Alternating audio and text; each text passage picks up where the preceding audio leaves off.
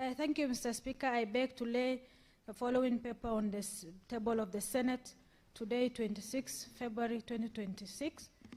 A report of Standing Committee on Health on the County Oversight Network Engagement in Kitui, Makueni, and Machakos.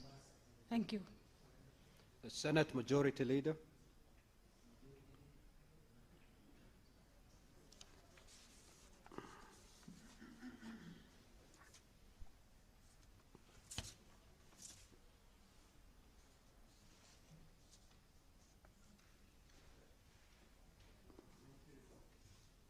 Thank you, Honorable Speaker. Mr. Speaker, I beg to lay the following paper on the table of the Senate today, Thursday, 26 February 2026. The Traffic, School Transport Rules, Motor Vehicle Inspection Rules, Drink Driving Rules Act, and NTSA Operation and Commercial Service Vehicle Act. Thank you, Honorable Speaker. Next order.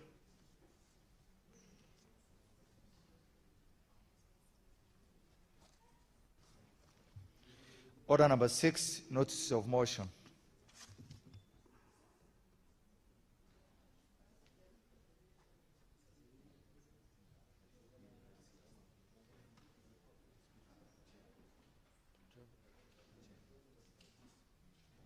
The Chairperson, Standing Committee on Health.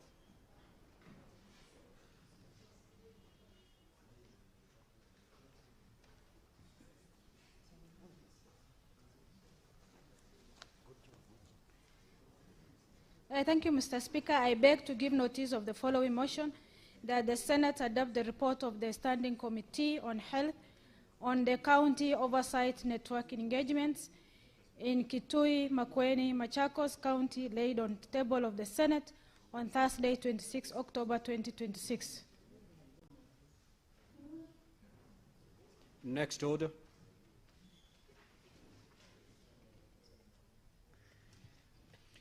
Order number 7, questions and statements. Statements pursuant to Standing Order 52-1. Honorable Senator Muma. Catherine.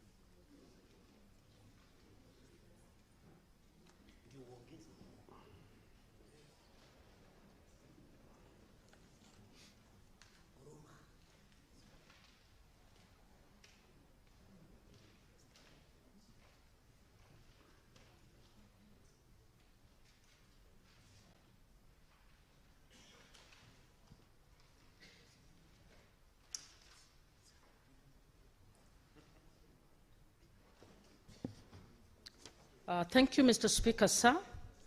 Mr. Speaker, I rise pursuant to Standing Order 52-1 to make a statement on a matter of national importance, namely the secret recording and circulation of intimate encounters involving Kenyan women by a foreign national for online distribution and profit.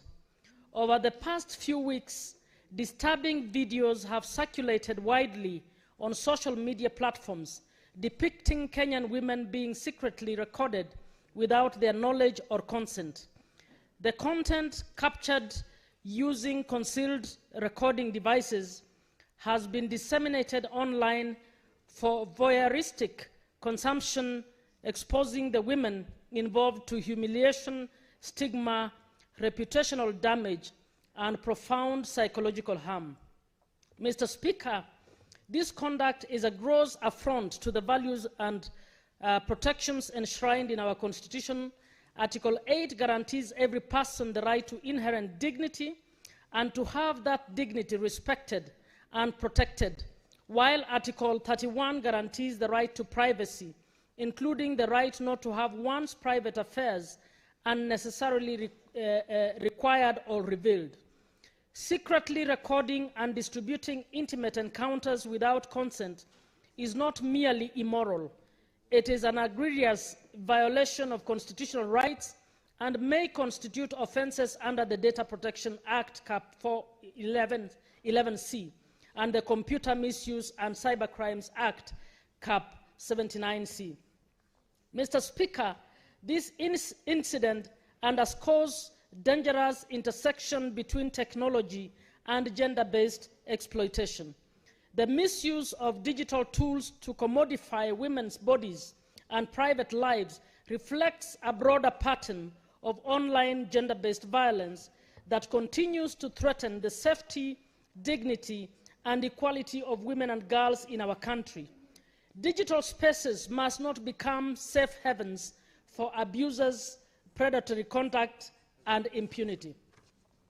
I am particularly concerned about the speed and the scale at which such harmful content spreads online and the inadequacy of deterrence and response mechanisms to prevent the capture, upload, and redistribution of non-consensual intimate material. Equally troubling is the secondary victimization that occurs when members of the public continue to share, forward, or trend such content, thereby compounding the harm suffered by victims and entrenching a culture of cruelty and impunity. Mr. Speaker, I urge the relevant investigative and prosecutorial agencies to act with speed, diligence, and sensitivity to identify the perpetrators, secure digital evidence, disrupt distributional networks, and ensure that those responsible are brought to justice. I further urge the communications regulator and the digital platforms operating in Kenya to strengthen prompt takedown procedures and non-consensual intimate images and videos consistent with our laws and constitutional standards. Mr. Speaker, sir, beyond enforcement, the victims require protection and support. This matter calls for strengthened survivor-centered responses, including confidential reporting channels, psychosocial support, legal aid, and public education on the criminality of recording, processing, sharing, or recirculating intimate content without consent.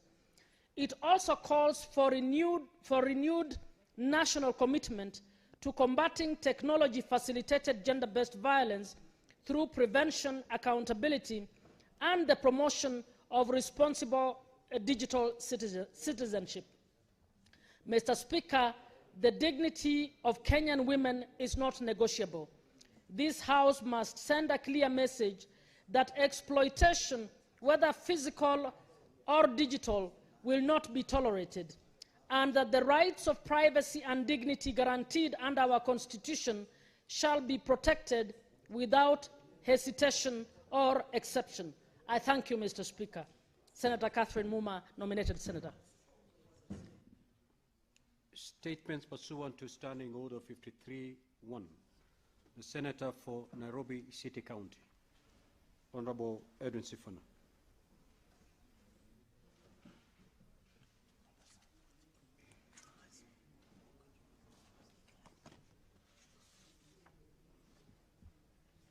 Thank you, Honorable Speaker. Mr. Speaker, I rise pursuant to Standing Order 53-1 to seek a statement from the Standing Committee on National Security, Defense and Foreign Relations on a matter of national importance regarding the shooting of Mr. Vincent Ayomo and the conduct of the police officers during a public gathering held in Kitengela on Sunday, 15th February 2026. Mr. Speaker, police officers disrupted a peaceful assembly, resulting in the fatal shooting of Mr. Ayomo and injuries to other citizens. This incident has raised serious concerns regarding the protection of the constitutional right to peaceful assembly and the use of force by law enforcement officers. In the statement, the committee should address the following. Number one, the circumstances under which police officers were deployed to the rally in Kitengela, including the chain of command and the officers involved and their respective police stations. Secondly, the justification, if any, for the use of force and the specific circumstances that led to the shooting of Mr. Vincent Ayomo. Thirdly, the action taken against the officers involved, including any investigations commenced and their current status. Number four, the number of persons injured, arrested, or otherwise affected, and an assessment of damage to property.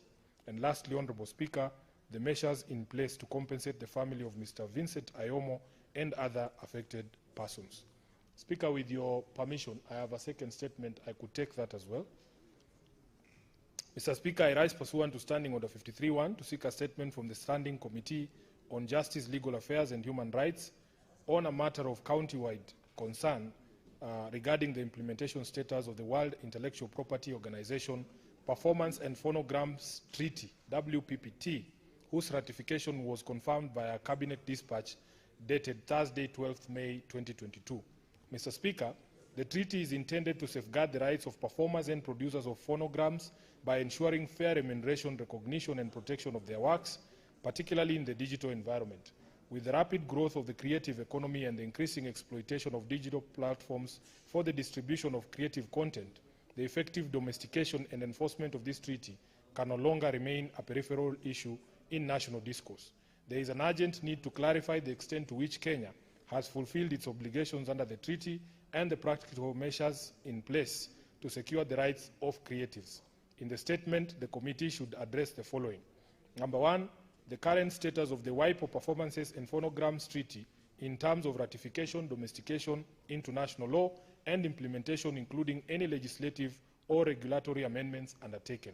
Number two, a detailed breakdown of the legal, administrative, and policy measures currently in place to prevent and address violations, including the circumvention of technological protection measures and the unauthorized use of protected works. And lastly, the existing local, legal, and institutional frameworks that complement the WIPO Performances and Phonograms Treaty in promoting, protecting, and mainstreaming the rights and economic interests of creatives in the country. I thank you, Honourable Speaker. Senator for Nandi County.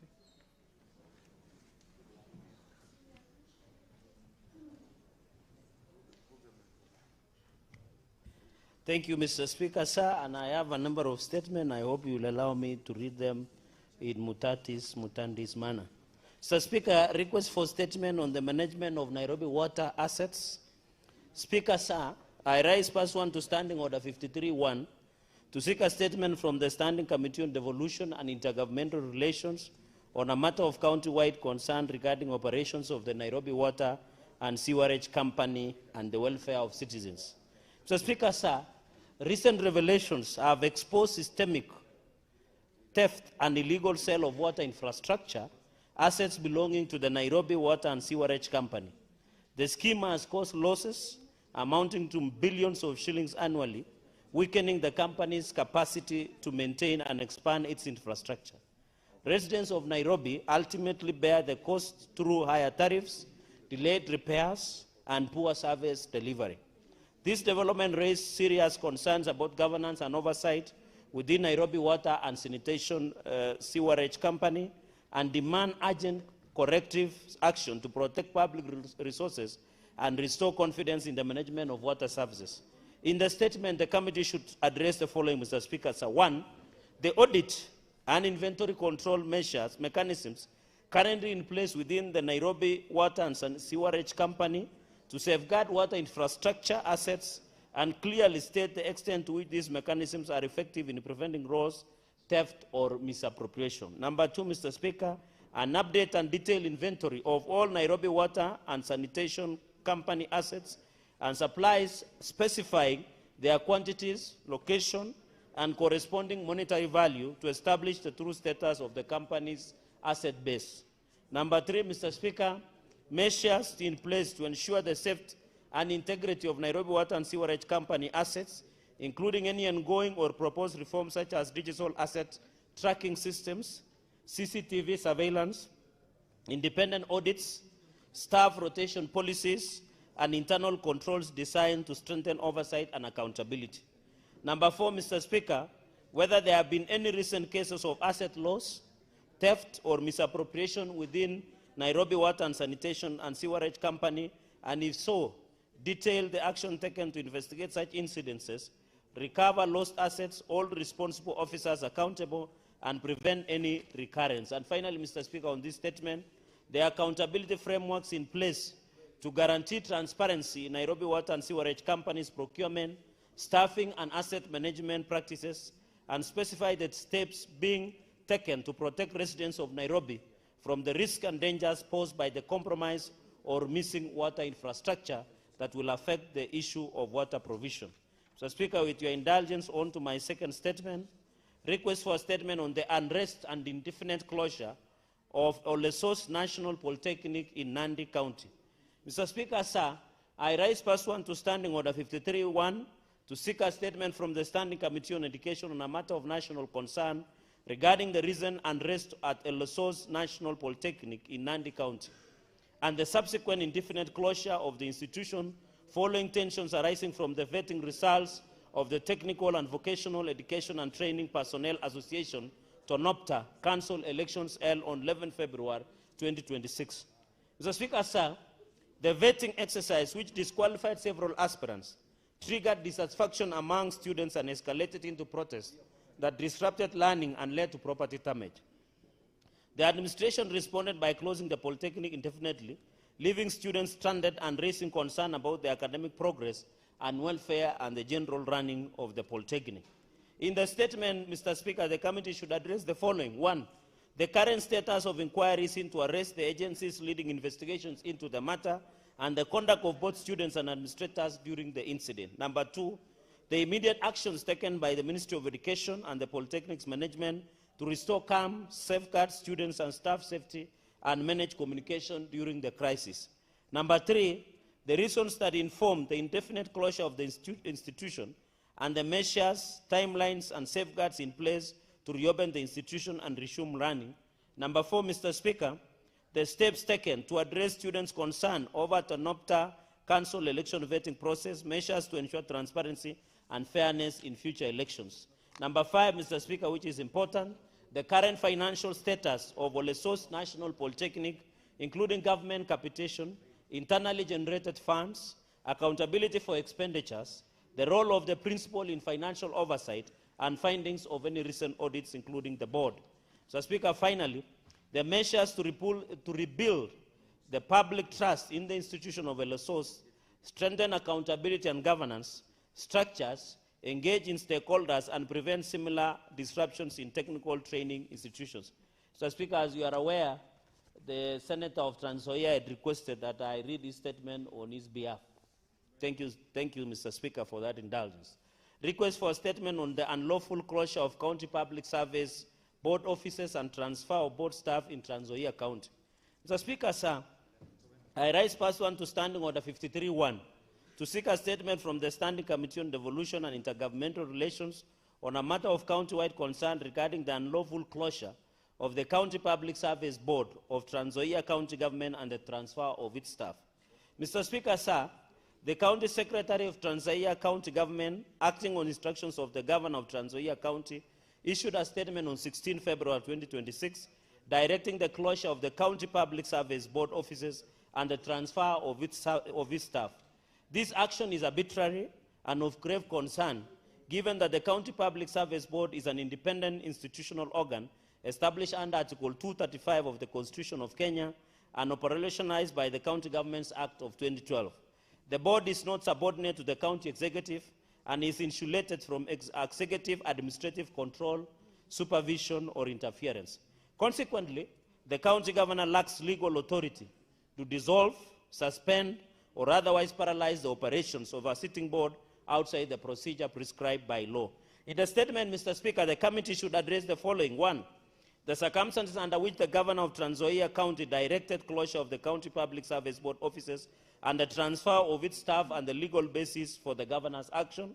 Number 2, Mr. Speaker, whether the investigations into allegations of unlawful interference with the County Public Service Board statutory mandate, administrative overreach, disruption of public service processes, including obstruction of the board's management of county personnel, have been undertaken, and if so, table the findings and recommendations for corrective action and accountability. And finally, Mr. Speaker, measures in place to cause the immediate reopening of the Trans Nzoia County Public Service Board offices, the reversal of all directives transferring board staff, as well as measures to safeguard operational independence and compliance with the constitutional and statutory requirements relating to operations of the Trans Nzoia County Public Service Board. Mr. Speaker, on behalf of Senator Alan Chesang, the distinguished senator from Trans Nzoia County, I thank you, Speaker. Senator for Nakuru County, Senator Tabitha Karoch.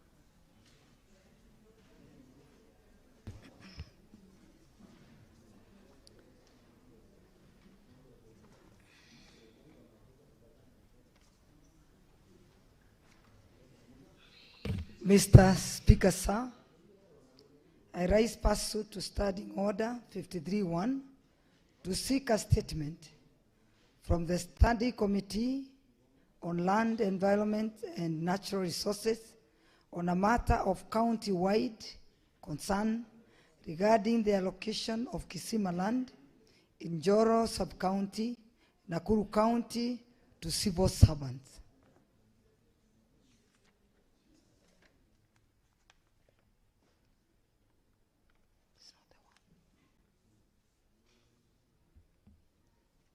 Honorable Senator, you're reading the wrong statement. Oh, what's the problem?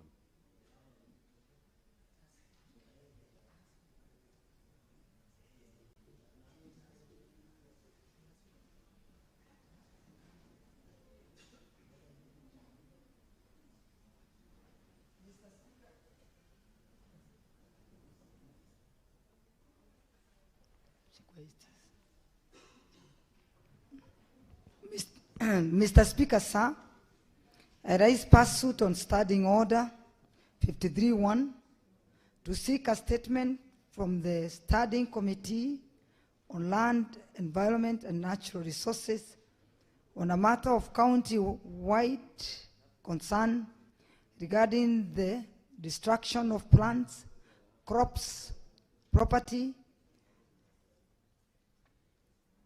by dozens of herds of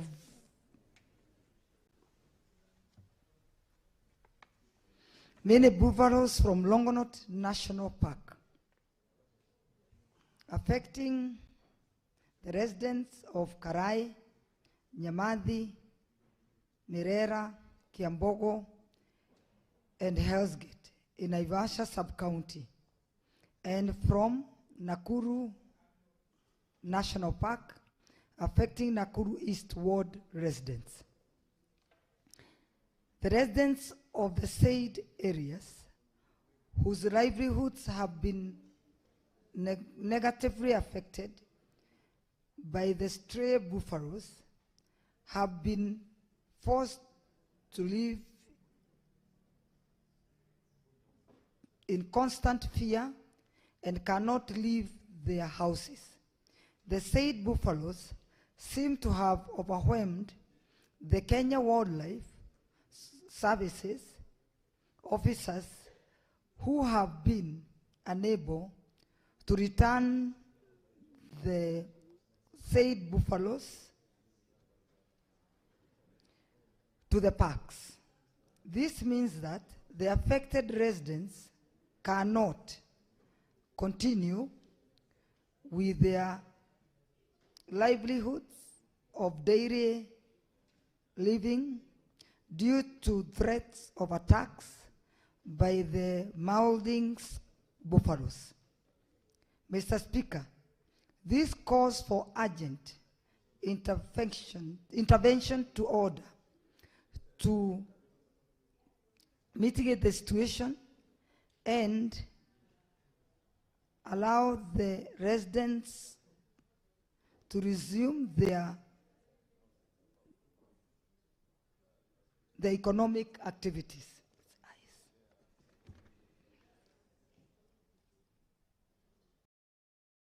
Mr. Speaker, sir, as I was coming to work this morning to the Senate, I live in Naivasha, and I found that the herds of the buffaloes, 18 of them, are just straying in the Karai area.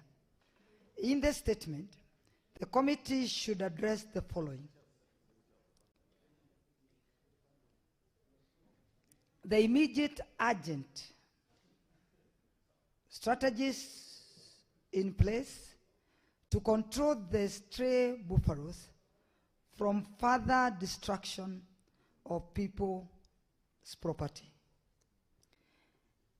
The compensation plan by the Ministry of Tourism and Wildlife Service for the affected families, as well as the timeliness for the identification and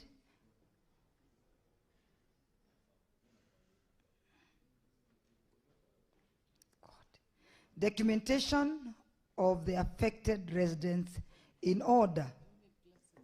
Thank you. I have a problem. Thank you. Thank you. Thank you. Thank you, Senator Amida.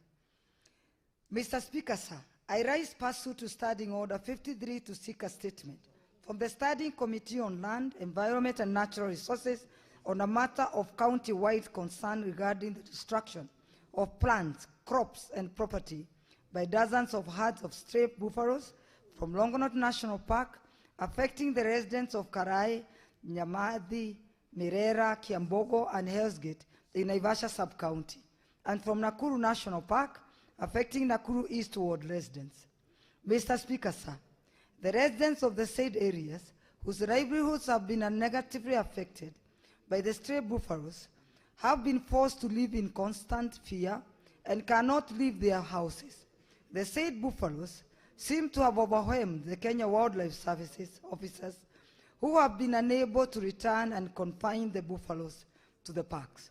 This means that the affected residents cannot continue with the activities of daily living due to threats of attacks by the marauding buffaloes. Mr. Speaker, this calls for urgent intervention in order to mitigate the situation and allow the residents to resume their economic activities. Mr. Speaker, sir, as the Senator of Nakuru County, I reside in Naivasha, and when I was coming here in the morning, I found an 18 buffaloes, herd of buffaloes, straying in the area of Karai. In the statement, the committee should address the following: the immediate urgent strategies in place to control the stray buffaloes from further destruction of people's property, the compensation plan by the Ministry of Tourism and Wildlife Service for the affected families, as well as the timelines for the identification and documentation of the affected residents in order to facilitate such compensation. Led by Senator Tabitha Kiroche, Senator for Nakuru County. Thank you, Mr. Speaker, sir. Senator Omtata. Senator Omtata. Mr. Speaker, sir,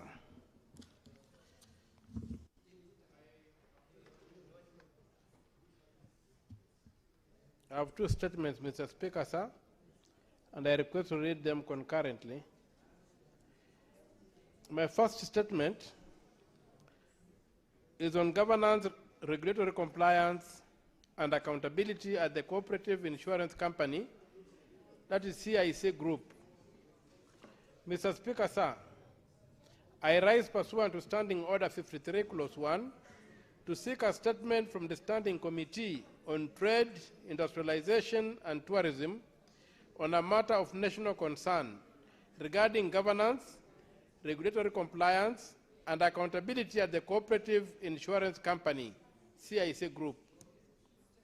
Mr. Speaker, sir, CIC Group is a major insurer serving millions of Kenyans, especially within the cooperative movement, and its operations have significant national economic and social implications.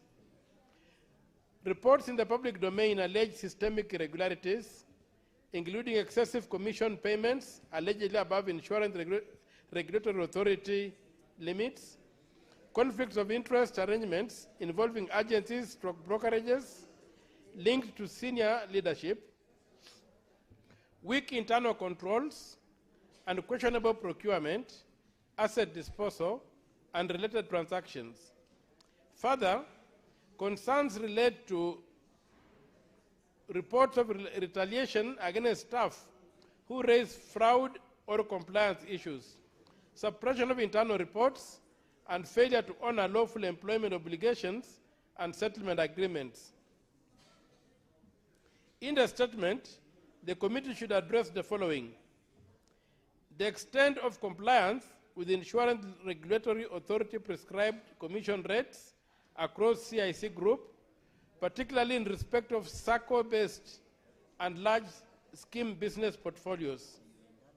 2, particulars of agencies, brokerages, and intermediary arrangements including linkages to persons in senior leadership positions within CIC group, and recommend appropriate action.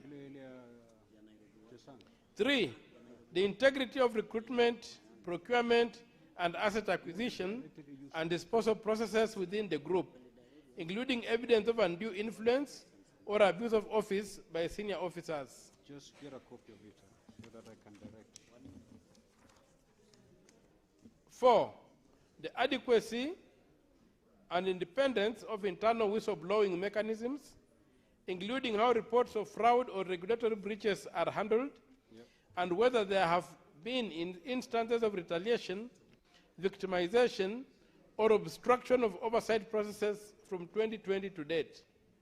5, the circumstances surrounding the failure to honor settlement agreements, employment dues, including instances from non-compliance with statutory clearance procedures from 2020 to date, and the governance and accountability implications arising therefrom.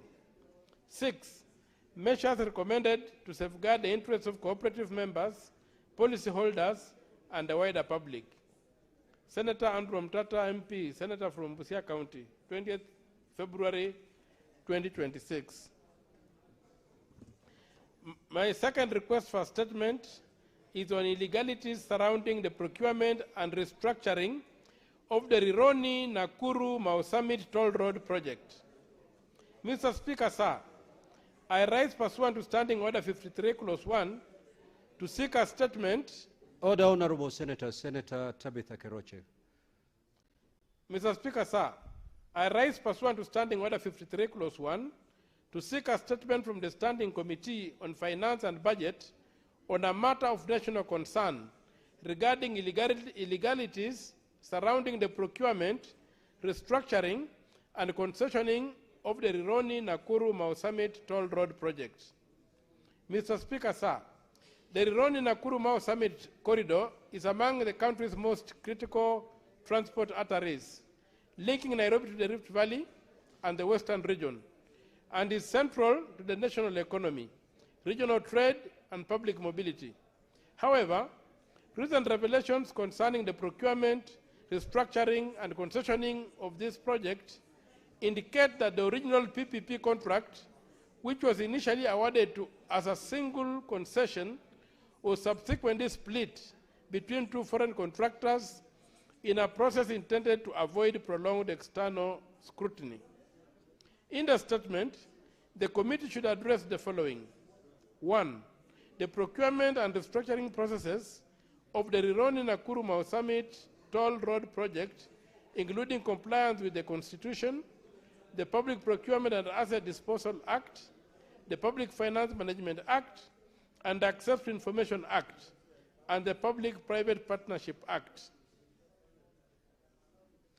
2, whether the Public-Private Partnership Committee approved the restructuring / splitting of the concession, including the concession documents, financial models, the key terms and conditions of the restructured split contracts, and the documentary evidence of such approval, including the relevant minutes / resolutions.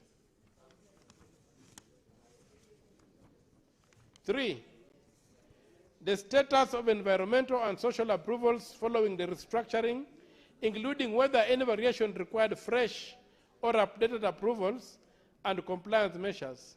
4, the proposed tolling framework, including public participation, undertaken, proposed toll rates, exemptions, if any, escalation or adjustment mechanisms, and the concession duration. 5, measures to ensure transparency, accountability, value for money, and strict adherence in the law in current and future PPP infrastructure projects, including safeguards on contract restructuring and disclosure of material variations. Signed, Senator Andrew Mtata Koiti, MP, Senator from Busia, 20th February 2026. Thank you, Mr. Speaker, sir. Now, Honorable Senators, there's a statement that had been sought by the Senator Fernandi, and I had committed that statement to the Standing Committee on Devolution.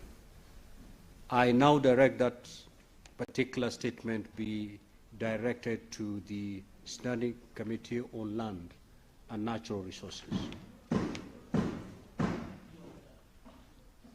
Yes, Deputy Party Leader for ODM and the Senator for Vihiga. Order! Order! According to the papers that we have. Mr. Speaker, indeed I was planning to rise on a point of order over the content of that statement, because the issues raised in that statement are actively being handled by the Committee of CPIC, because they are audit related and financial. And the Governor is expected to appear before us on the 2nd of March. So I wanted to raise that concern. Now, Honorable Senators, if you look at the contents of our standing orders on the contents of a statement, you cannot seek for a statement on a matter that is actively being pursued by another committee. In that case, I will stand down this statement until we receive the report from CPIC, because we will be investigating the same matters by 2 committees. So I will step it down to allow CPIC to conclude its investigations, and once we receive the report from CPIC, we will then get to know the fate of this particular request. Now, Honorable Senators, allow me, pursuant to Standing Order 45-2, to rearrange today's order paper. That the statement, immediately the Majority Leader has concluded his statement, I will rearrange today's order paper and move to order number 8, 9, and 10, 12, and 14, and thereafter we shall resume the normal flow as contained in today's order paper. Majority Leader, you may proceed. Speaker. Thank you, Mr. Speaker. Mr. Speaker, I rise pursuant to Standing Order number 57-1 to present to the Senate the business for the week commencing Tuesday, the 3rd of March 2026. Mr. Speaker, during yesterday's afternoon sitting, and I really want to pass my sincere most appreciation to the members of this House who toiled yesterday long and hard to ensure that we transacted very long business. We concluded on about 4 bills and concluded on 2 important statutory instruments. That is the debt medium-term management strategy and the budget policy statement, Mr. Speaker. Thank you, dear colleagues, for your industry. And those reports, Mr. Speaker, I believe are now on their way to the executive for conclusion on those. We were able as well to conclude on a few reports on oversight visits by our various standing committees, like the Committee on Health, which had a report on a visit to, to Wajir County, and the report also of the Energy Committee on sudden business, Mr. Speaker.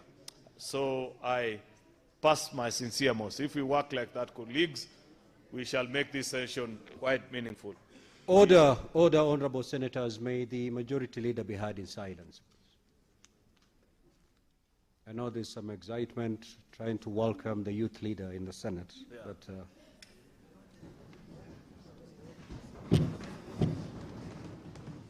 Mr. Speaker, they should just wake up and relax. That is enough. Mr. Speaker, we have the following legislative business that is before us. 63 bills that are still pending conclusion, of which 44 are at the 2nd reading stage. 17 are the Committee of the Whole, and 2 are awaiting 1st reading. We have 3 motions that are pending conclusion, 18 petitions that are being concluded by the various respective standing committees. We have 445 statements pursuant to Standing Order number 53-1 that are under consideration by the respective standing committees. With respect to petitions, out of 18 pending conclusion by the respective standing committees, 17 are due for reporting. The timeline stipulated in Order 238-2 has been exhausted. The breakdown of the committees with petitions that are already due for reporting are the following. The Committee for Health has one petition. I can't see Senator Mandago, but I'm sure I've seen the Vice Chair, Senator Mariam Sheikh, who's here. The Standing Committee on Justice and Legal Affairs, they have one petition. Senator Sige was earlier in the House. The Standing Committee on Labor and Social Welfare, I don't see Senator Murgor, and I'm not very sure who the Vice Chair is. It's Crystal Asige. You guys have 3 petitions that are due for reporting. You need to conclude because citizens are waiting to know what exactly is the finding of Senate with regards to that particular matter. The king of all delays happens to be in the committee chaired by Senator Mohamed Faki, who I don't see in the House. He was here a few minutes ago. Maybe he has just stepped out to pick a call or something. They have 7 petitions, Mr. Speaker. This Committee on Land, Environment and Natural Resources. I believe they need to do better than what they are doing. And there are various members of that committee who are in the House, including the Vice Chair and the rest. Madam Speaker, it is not right to have 7 petitions due for reporting. Majority Leader, did you just refer the chair as Madam Speaker? Did I say that? My apologies. My apologies. I think because there was a madam passing there, Madam Hezena. So forgive me, Mr. Speaker. Standing Committee on National Security, Defense and Foreign Relations. I don't see Senator Fatuma Dulo in the House. They have 2 petitions. Senator Eddy is busy, not listening to what I'm saying, while his committee, Mr. Speaker, has 2 petitions. Senator Eddy Okech, you have 3 petitions that are due for reporting. You have delayed in your Committee on Roads, Transportation and Housing. Please expedite, because that's business. You cannot just be dealing with those matters alone. You have other business. I implore upon the stated standing committees to expedite consideration of these petitions and table reports therein. On Tuesday, the 3rd of March 2026, the SBC will meet to consider the business for the week. The tentative business for that week, for that day, will include business that will not have been concluded in today's order paper, as well as business indicated in the notice paper. On the tentative business for morning sitting on Wednesday, the 4th of March, will include questions to the CSs as approved by the SBC, as well as motions and questions. The schedule of questions is to the Agriculture Ministry by Professor Tom Ojienda, Senator for Kisumu, and to the CS for Youth Affairs and the Creative Economy and Sports by Professor Ojienda as well. So those 2 ministers are due to report to the House on their findings on those 2 statements sought by Senator Ojienda. The business for that afternoon will be any business that will not have concluded on Tuesday, Mr. Speaker, as well. These are the bills that are the second reading stage. The County Government State Officers Removal from Office Procedure Bill. There is a County Government Amendment Bill, Street Naming and Property Addressing System Bill, County Government Laws Bill, the Energy Amendment Bill, Environment Management and Coordination Bill, the Assisted Reproductive Technology Bill.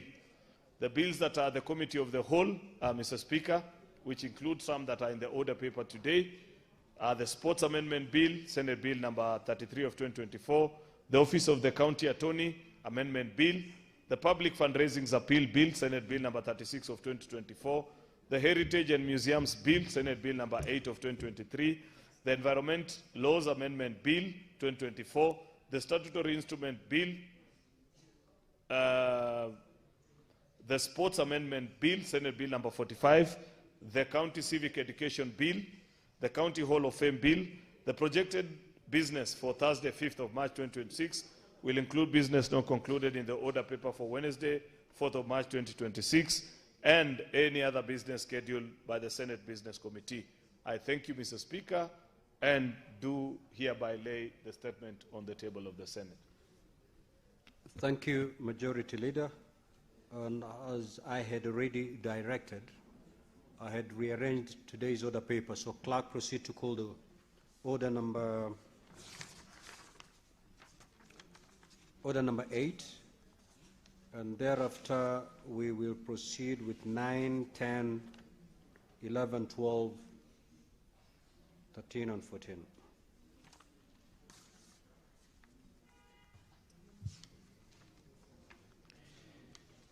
Order number 8, the Mining Amendment Bill, Senate Bills number 22 of 2025, first reading.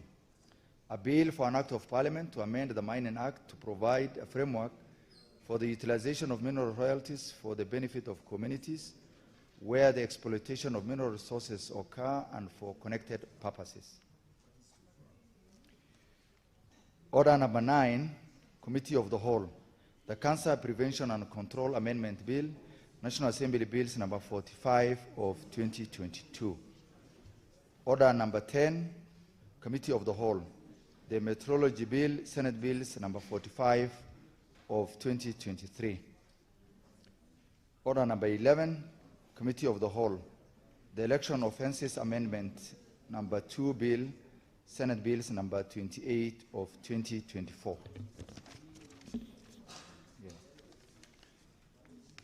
Order number 12, Committee of the Whole, the Public Finance Management Amendment number 4 Bill, National Assembly Bills number 45 of 2024.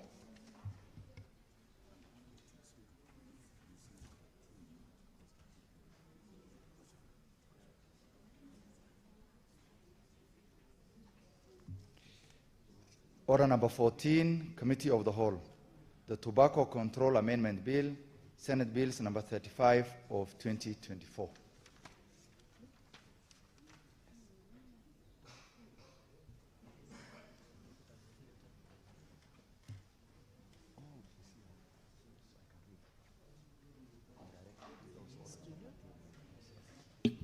Just read order number 13. Senator Tabitha, I believe we are ready to prosecute order number 13. Order number 13, Committee of the Whole, the Labor, Migration and Amendment number 2 Bill, Senate Bills number 42 of 2024. Rise, honorable senators. As we prepare to go to the Committee of the Whole, I just want to remind you that I expect to see all of you tonight in Naivasha, because the program starts very early tomorrow. By 8:30, we ought to have assembled in the conference room, and we're expecting CS Duale at 10 a.m. So please purpose to spend the night in Naivasha so that we start tomorrow in good time. Thank you.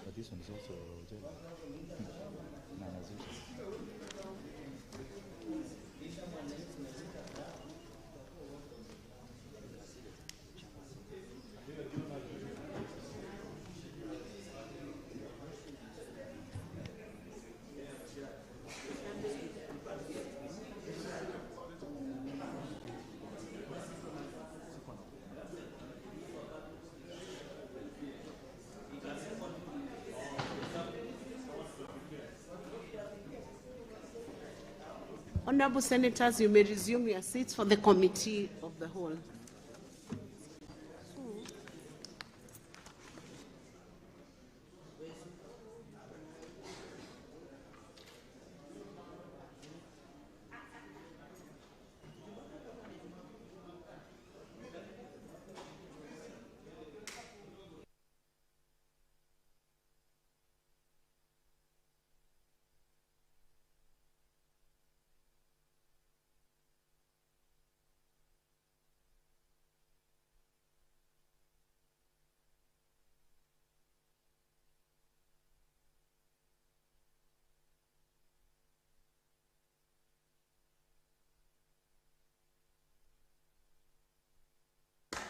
Honorable Senators, we are proceeding on with the Committee of the Whole to consider order. Senators, can you take your seats? Senator Seki, Senator Abdul, Senator Shakila, please resume your seats, and minority leader. Please resume your seat. We are starting with consideration of the President's Memorandum on the Cancer Prevention and Control Amendment Bill, National Assembly Bills number 45 of 2022. Next.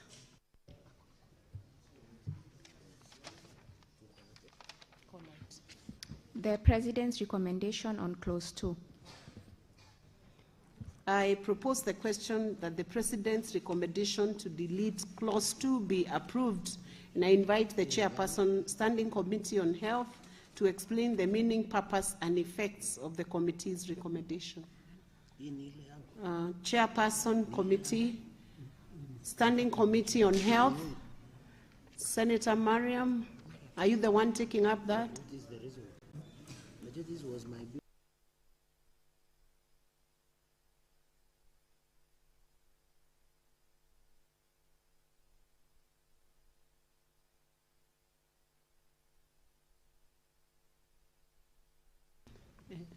Senator Mariam, can you proceed to prosecute these clauses and explain the meaning and purpose and the effect on the recommendation sent to the committee?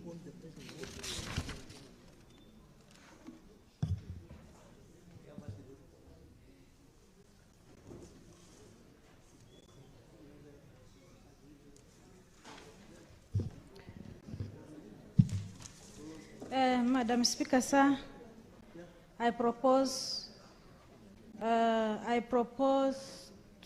as per the order paper.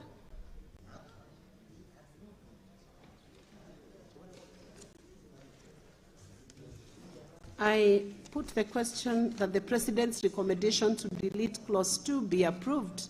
Division at the end. Next. Cheradigei, what's your problem?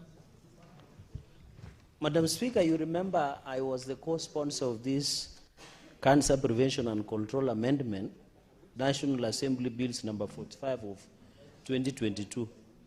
While I have not, Mr. Speaker, I thought you should give guidance in future. I was the co-sponsor because the sponsor was Honorable Rahim Dawood. So I was the co-sponsor and I moved, it was supported. Is it not fair that when the President's recommendation comes, at least as the co-sponsor, I should be made aware? Because the Health Committee did not even invite me when they were considering the presidential recommendations. Maybe you can guide. Thank you. Senator Cheradigei, that's a valid concern. I believe the chair of a Standing Committee on Health should have invited you to get the feedback that was received from the President. In future, Chairperson on Standing Committee on Health, you should be guided on how you should deal with bills that are sponsored by members in their private capacity as members. Invite them, let them be part of the process and understand the new recommendations. So let's proceed. The President's recommendations on Clause 3. I propose a question that the President's recommendation to delete Clause 3 be approved, and I invite the Chairperson, Standing Committee on Health, to proceed to explain the meaning, purpose, and effect of the committee's recommendation.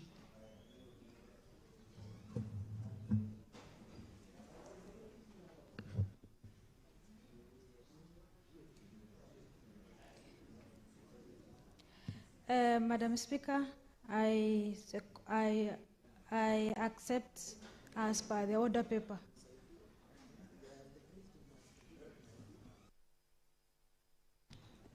I put the question that the President's recommendation to delete Clause 3 be approved. Division at the end. Next.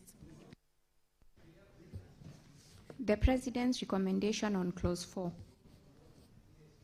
I propose the question that the President's recommendation to delete Clause 4 be approved and invite the Chairperson, Senator Mariam, to proceed.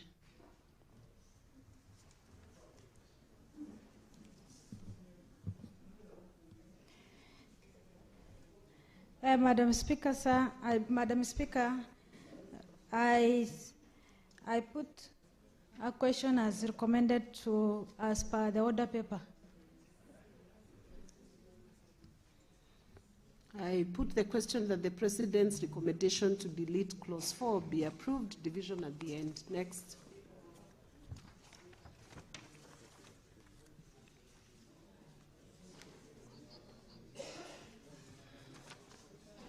I now invite the mover to move.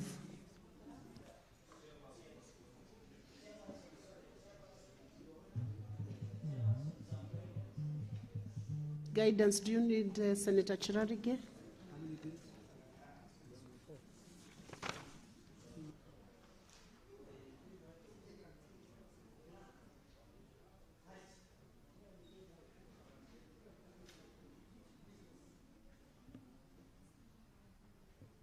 Madam Speaker, you know, the reason I'm feeling a lot of pain is like a stillborn baby for my bill, the Cancer Prevention Amendment. Madam Speaker, when you look at Article 115, I want just to enrich the conversation about the presidential assent and referral. Madam Speaker, when you look at Article 115, 3 and 4, and I think the table office should guide us on this, that this matter will be considered by the 2/3 of the National Assembly and 2/3 of the delegation in the Senate, and the appropriate speaker shall within 7 days resubmit to the President if there is a referral of the bill. So I don't know what is the net effect in the deletion of the clauses, because I have just been shown the presidential reservation or memoranda that the deletion of a number of clauses. So what will be the net effect and the interpretation of Article 115 where we have considered? And if we don't reach 2/3 of the delegations of the Senate, does it mean the presidential reservations falls by the sword and therefore my amendment stands? Or does it mean that if the 2/3 is not, let's assume, Madam Speaker, that 2/3 is achieved in National Assembly, but 2/3 is not achieved in the Senate. What is the net implication when we don't rise up to 2/3? Does it mean my amendments will continue being alive? Because it means the presidential reservation and referral has not been acted to by Article 115 of the Constitution. Maybe, Speaker, you can give a ruling now, or maybe I can wait for a well-written ruling at any given opportunity. I yield back. Thank you, Senator Chiradige. I think as a basic rule, if 2/3 is not achieved, you know what you happen to the recommendation or to the proposal, ideally. So I don't think that should serve to stop the process of the Committee of Whole. So we proceed because the guidelines are well laid out under the standing orders and, of course, the overarching principles in the Constitution. So we proceed on, and I want to invite the mover to proceed to move this bill.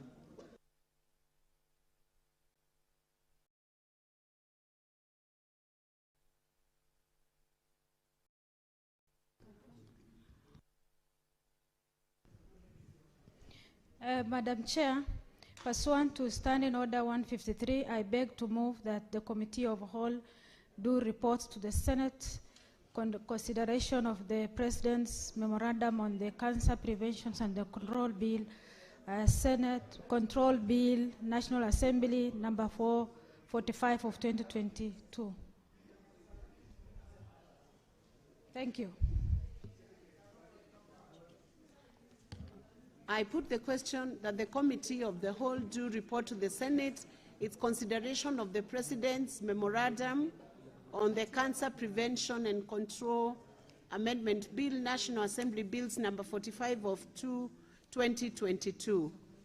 As many as are of that opinion say aye. Aye.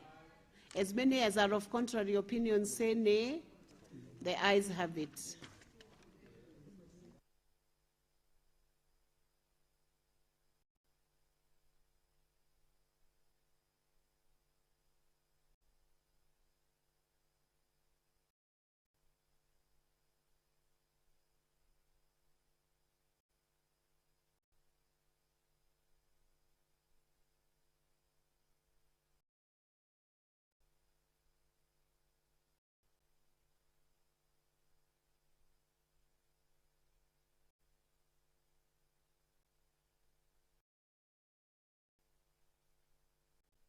Let's proceed on with the labor migration and management. Number 2 bill, Senate Bills number 42 of 2024.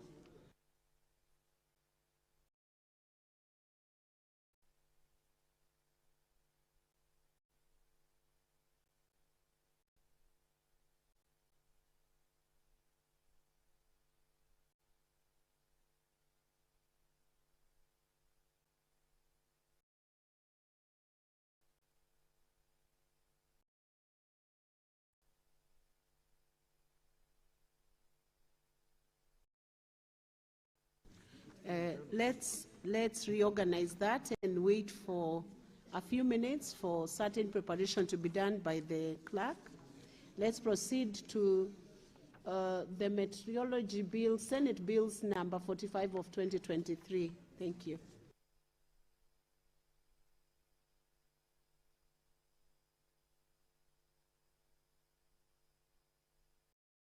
Honorable Senators, we are now considering the National Assembly amendments to the Meteorology Bill, Senate Bills number 45 of 2023. Clerk. National Assembly amendments to Clause 7. I propose the question that the National Assembly amendments to Clause 7 be approved. And I invite the Chairperson, Standing Committee on Land, Environment and Natural Resources to explain the meaning, purpose and effects of the committee's recommendation. Chair, proceed. Mohammed, Senator Mohammed. Thank you, Madam Chair. I propose that the bill be amended by deleting the words shall and shall come into effect operation on such a date as the Cabinet Secretary may by notice in the Gazette appoint. Clause 7. I move that the Clause 7 be amended as per the order paper.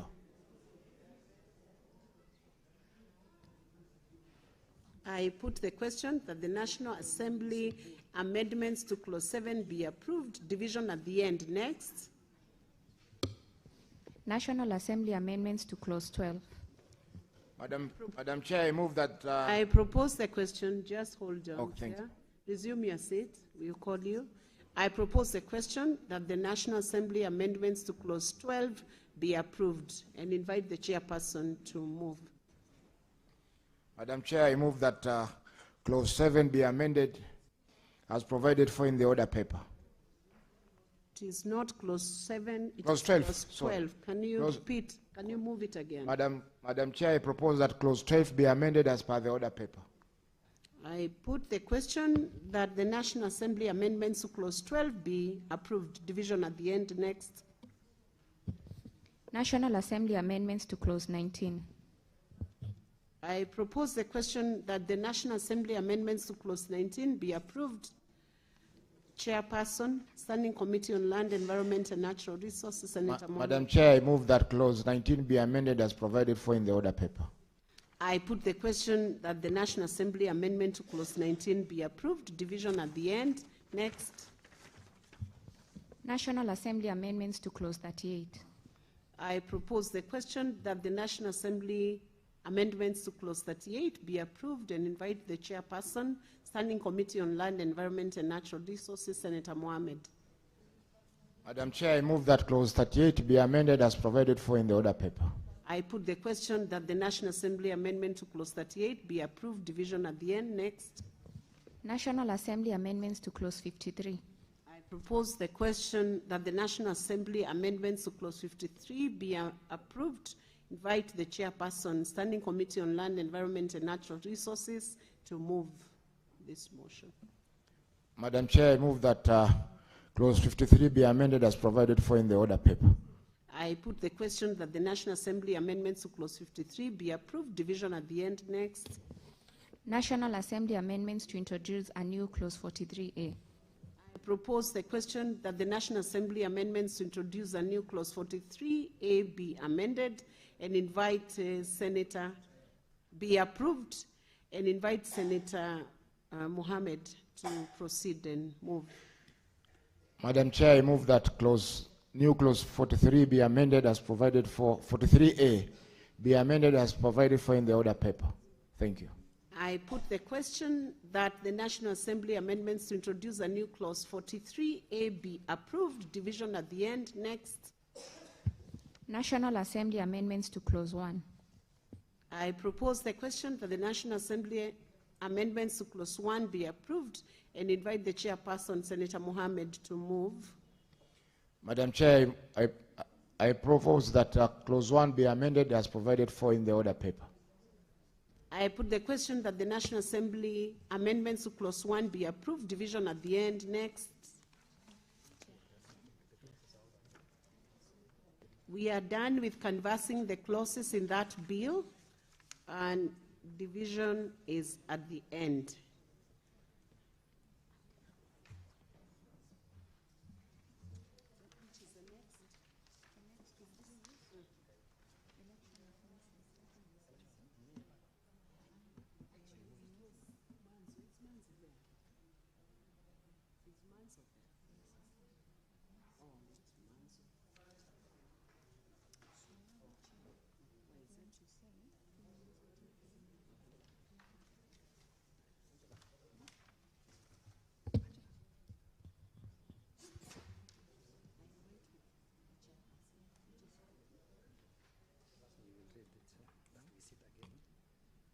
I invite the mover, chairperson,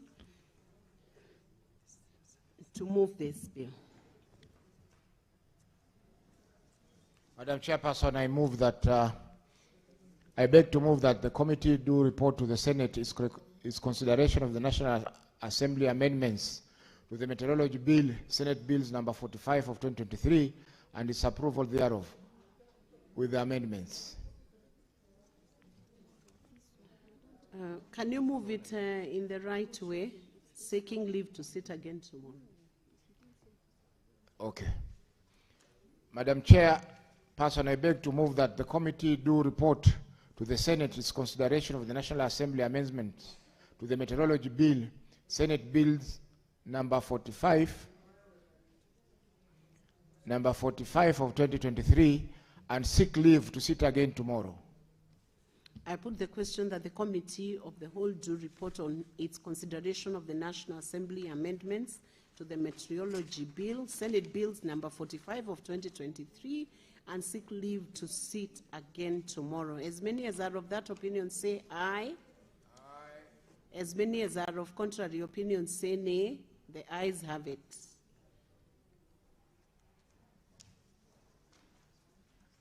We are done with that bill. We are proceeding to the third bill, which is consideration of the National Assembly amendment to the Elections Offences Amendment number 2 bill.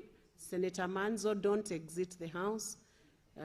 We are considering the National Assembly amendments to the Election Offences Amendment number 2 bill, Senate Bills number 28 of 2024. And I'm inviting the clerk to call out the clauses. National Assembly amendments to clause 2. I propose the question that the National Assembly amendments to delete clause 2 be approved, and I invite the chairperson, Standing Committee on Justice, Legal Affairs and Human Rights, represented by Senator Manzo, to move.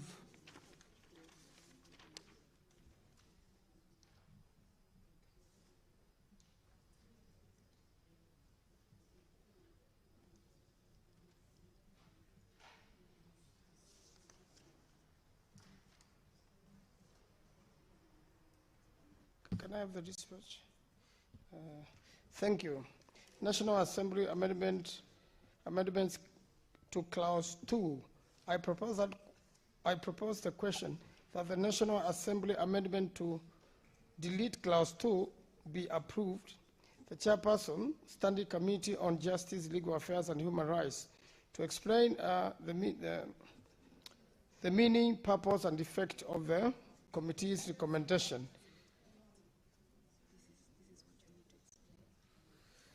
Now, the explanation is, clause 2 of the bill be amended by A, deleting paragraph A and substituting thereof of the following new paragraph.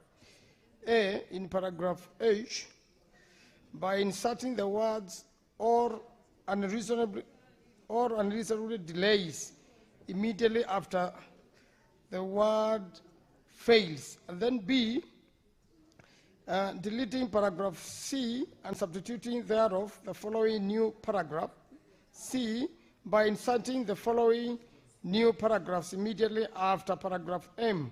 N, conducts or holds an election in a police station which has not been published in the Gazette and publicized through electronic and print media of national circulation and other easily accessible medium. O, knowingly or intentionally interferes or alters declared results, or knowingly or intentionally causes another person to interfere with or alter declared results. Clause 4, the bill be amended by deleting clause 4. I thank you, Madam Speaker. I put the question that the National Assembly amendments to clause 2 be approved, division at the end. Next. National Assembly amendment to clause 4. I propose the question that the National Assembly amendment to delete clause 4 be approved. And I invite the chairperson, Standing Committee on Justice, Legal Affairs and Human Rights, to explain the meaning, purpose, and effects of the committee's recommendation. Senator Manzo representing Senator Sigei. Chair, clause 4, that the bill be amended by deleting clause 4.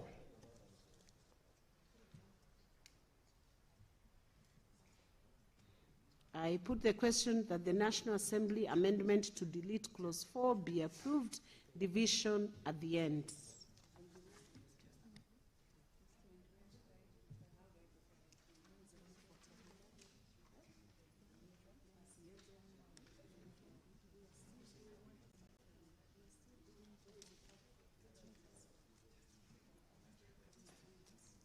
Chair. I now invite the mover to move this motion.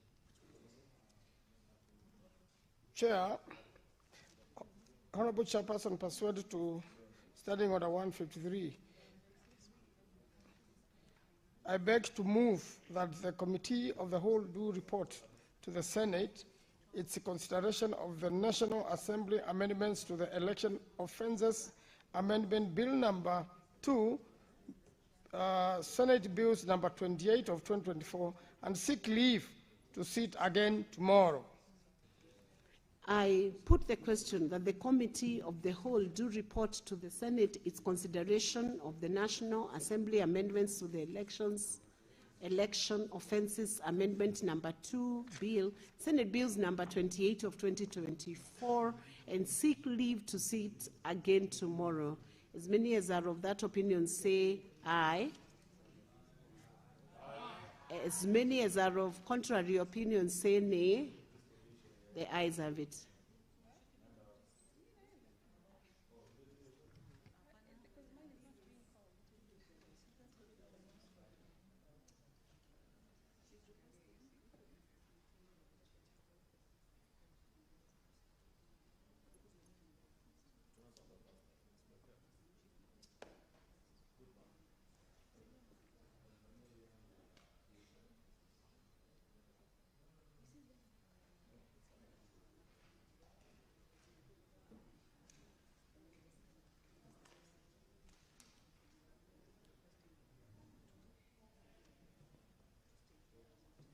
We are moving to the next bill in a few minutes.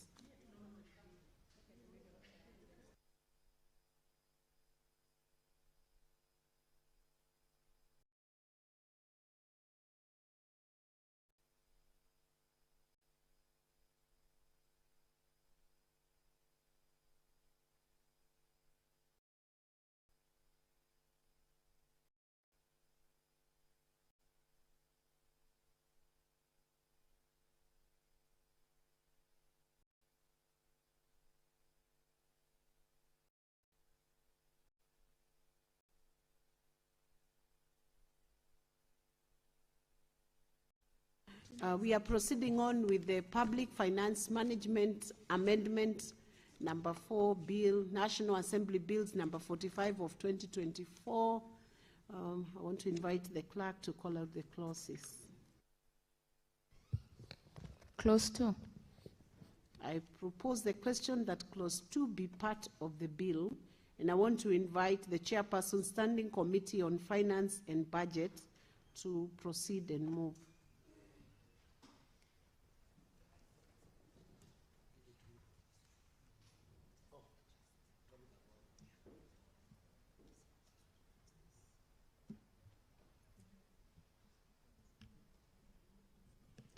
Madam Speaker, I propose that clause 2 of the bill be amended by inserting the following new paragraph.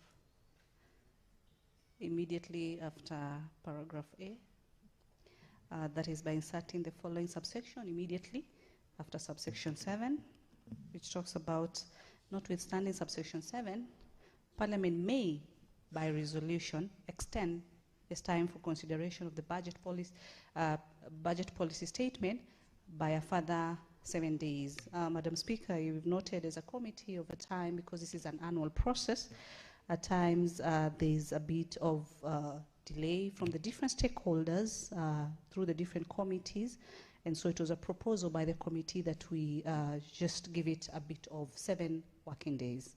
I submit.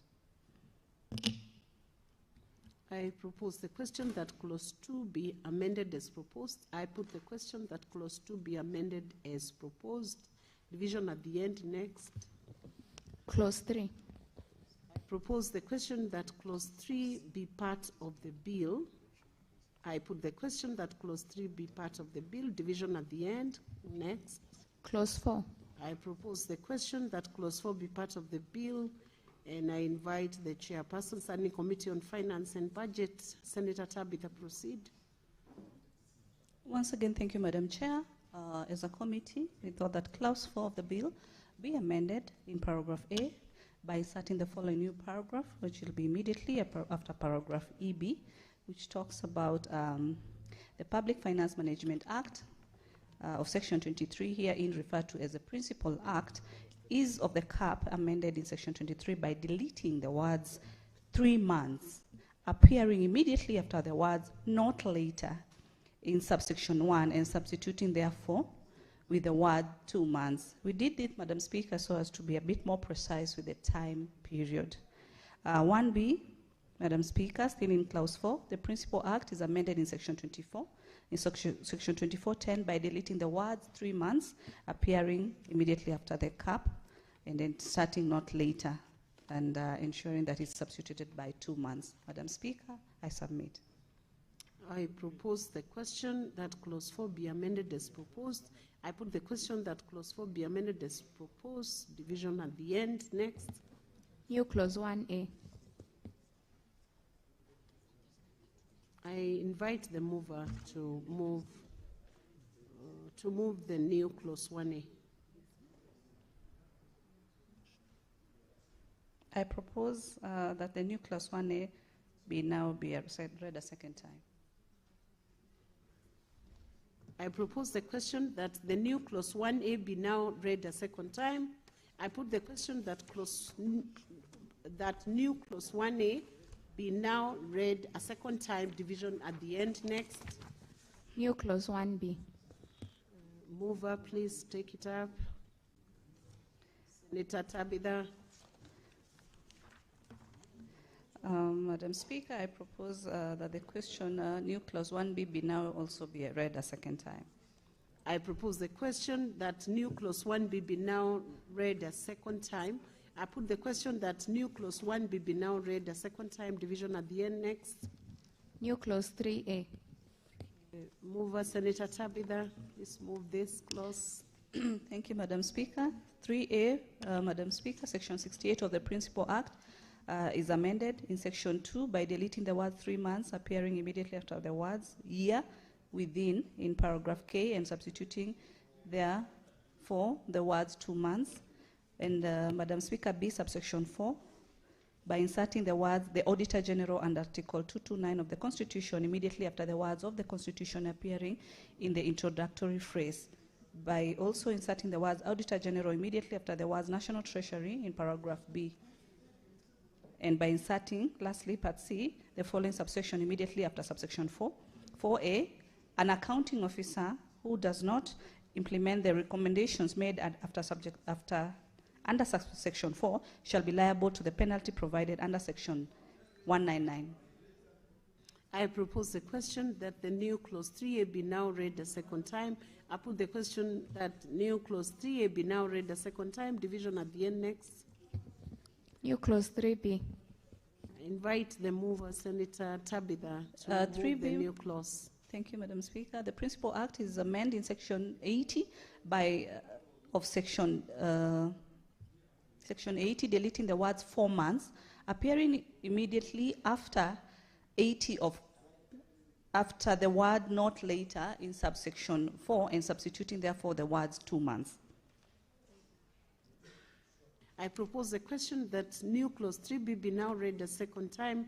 I put the question that new clause 3B be now read a second time. Division at the end next. New clause 3C. The mover, please move this clause. Thank you. This Principal Act is amended in section 81 by deleting the words 3 months appearing immediately after the words not later than in subsection 4 and substituting the words 2 months.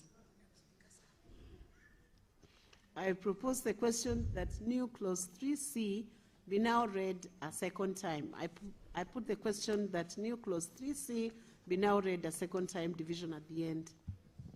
New clause 3D. 3D, the Principal Act is amended in section 82 by deleting the words 3 months appearing immediately after the words not later than in subsection 3 and substituting therefore the words 2 months, and B, by deleting the words 3 months appearing immediately after the words not later than in the subsection 4 and substituting therefore the words 2 months. I propose the question that new clause 3D be now read a second time. I put the question that new clause 3D be now read a second time. Division at the end. Next. New clause 3E. Mover, can you please move the clause, the new clause 3E? Subsection 94 of the Principal Act is amended in subsection 1A by inserting the following new paragraph immediately after the paragraph 2, that is, has persistently delayed or failed to remit employee salaries, statutory deductions including taxes, pension, social health insurance, or cooperative societies deduction. I propose the question that new clause 3E be now read a second time. I put the question that new clause 3E be now read a second time. Division at the end. Next. New clause 3F. Mover, please take up that new clause and move it. Section 109 of the Principal Act is amended by inserting the following new subsections immediately after section 7. 7A, a county shall every quarter submit the following additional documents to the control of budget and the National Treasury. A statement of statutory deduction status, a statement of the county government's progress in implementing previous year's plans for paying its outstanding statutory deduction. C, a certification of payment of previous statutory deductions issued by the relevant statutory institutions, and D, a statement of the county government's plan for repaying the statutory deductions, which shall be accompanied by an agreement signed by the relevant statutory institution accepting the repayment plan. I propose the question that new clause 3F be now read a second time. I put the question that new clause 3F be now read a second time. Division at the end. Next, I invite the mover. Oh, sorry. Read out the clause first, clerk. New clause 3G. Mover, Senator Tabitha, please move the clause. 3G, the Principal Act is amended in subsection 115 of the section, deleting the words 3 months, appearing immediately after the words not later than in subsection 1, and substituting therefore the words 2 months. I propose a question that new clause 3G be now read a second time. I put the question that new clause 3G be now read a second time. Division at the end. Next. New clause 3H. I invite the mover, Senator Tabitha. The Principal Act is amended in section 1167 by deleting the word 3 months, appearing immediately after the words not later than in paragraph B, and substituting therefore the words 2 months. I propose the question that new clause 3H be now read a second time. I put the question that new clause 3H be now read a second time. Division at the end. Next. New clause 3I. Senator Tabitha. Subsection 117 of the Principal Act is amended in subsection 1 by deleting the expression by the 28th February, appearing immediately after the words County Assembly, and substituting, therefore, the expression by the 7th of March. B, in subsection 6 by deleting the words 14, appearing immediately after the words not later than, and substituting, therefore, the words 21. I propose the question that new clause 3I be now read a second time. I put the question that new clause 3I be now read a second time. Division at the end. Next. New clause 3J. Senator Tabitha, please move that clause. Subsection 129 of the Principal Act is amended in subsection 2A by deleting the words except the finance bill, appearing immediately after the words implement the budget. I propose the question that new clause 3J be now read a second time. I put the question that new clause 3J be now read a second time. Division at the end. Next. New clause 3K. Senator Tabitha, please move that clause. Section 131 of the Principal Act is amended by deleting subsection 2 and substituting, therefore, the following subsection 2. The County Executive Committee member for Finance shall submit to the County Assembly on or before 30th April the County Finance Bill, setting out the revenue measures for the county government, together with a policy statement expounding measures on those measures. B, by inserting the following new subsections immediately after subsection 2. 2A, upon submission of the County Finance Bill, under subsection 1, the relevant committee of the County Assembly shall introduce the bill in the County Assembly. 2B, the recommendation of the County Executive Committee, member of the Finance, shall be included in a report of the committee and tabled in the County Assembly. And 2C, the County Assembly shall consider and pass the County Finance Bill in time for it to be presented for assent by 30th June each year. Madam Speaker, this is a serious emphasis, especially to all the 47 county assemblies, that the County Assembly shall consider and pass the County Finance Bill in time for it to be presented for assent by 30th June each year. Thank you. I propose a question that new clause 3K be now read a second time. I put the question that new clause 3K be now read a second time. Division at the end. Next. And I invite the mover to move the clause. Oh, okay, first. 3L, Madam Speaker, the Principal Act is amended by... Just hold it. Wait for the clerk to call out the clause. New clause 3L. Senator Tabitha, you may now proceed. The Principal Act is amended by repealing section 113.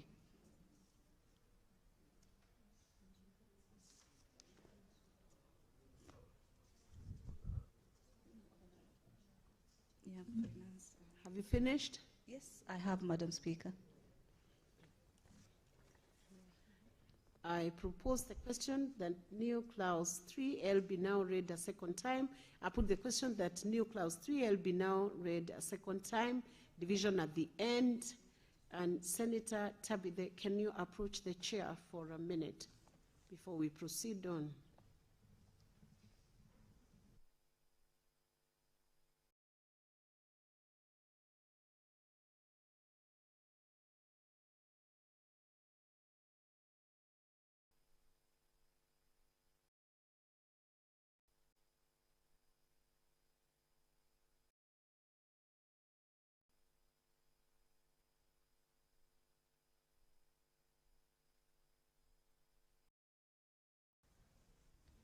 Next.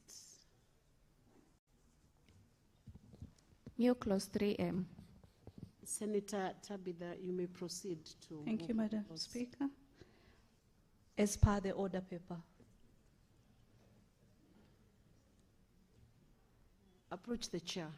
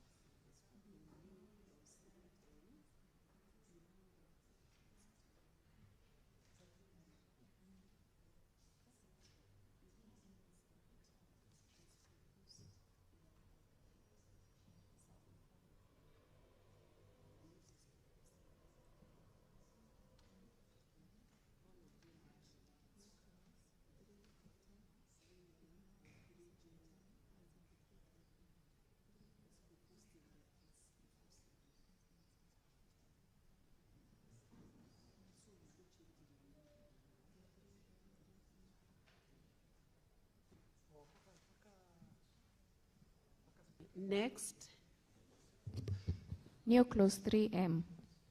Senator Tabitha Mutinda. Thank you. Madam Speaker, I beg to move that clause 3M be proposed as per the order paper. Be amended as per the order paper. Be now read a second time as per the order paper. Be now read a second time as per the order paper. I propose the question that new clause 3M be now read a second time. I put the question that new clause 3M be now read a second time, division at the end. Next. New clause 3O. And N. New clause 3N. Senator Tabitha Mutinda, can you move that? I beg to move that clause 3N be now read a second time as per the order paper. I propose the question that new clause 3N be now read a second time. I put the question that new clause 3N be now read a second time, division at the end. Next. New clause 3O. Senator Mutinda. I beg to move that clause 3O be now read a second time as per the order paper. I propose the question that new clause 3O be now read a second time. I put the question that new clause 3O be now read a second time, division at the end. Next. New clause 3P. Senator Mutinda. I beg to move that clause 3P be now read a second time as per the order paper. I propose the question that new clause 3P be now read a second time. I put the question that new clause 3P be now read a second time, division at the end. Next. New clause 3Q. Senator Tabitha Mutinda. I beg to move that clause 3Q be now read a second time as per the order paper. I propose the question that new clause 3Q be now read a second time. I put the question that new clause 3Q be now read a second time, division at the end. Next. New clause 3R. Senator Tabitha Mutinda, proceed. Madam Speaker, I beg to move that clause 3R be now read a second time as proposed in the order paper. I propose the question that new clause 3R be now read a second time. I put the question that new clause 3R be now read a second time, division at the end. Next. The title and clause 1. I propose the question that the title and clause 1 be part of the bill. I put the question that the title and the clause be part of the bill, division at the end.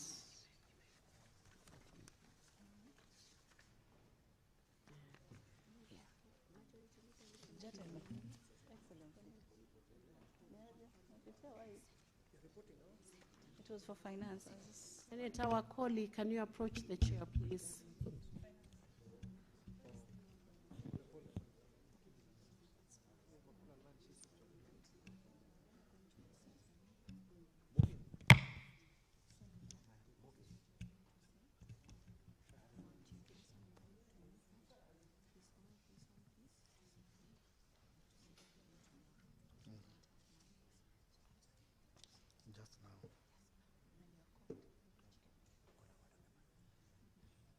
I now invite the mover, Senator Wafula Wakoli, to move the amendments in the Public Finance Management Amendment number 4 Bill, National Assembly Bills number 45 of 2024.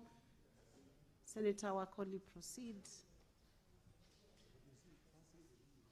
Thank you, Honorable Speaker. I will request the volumes to be lowered.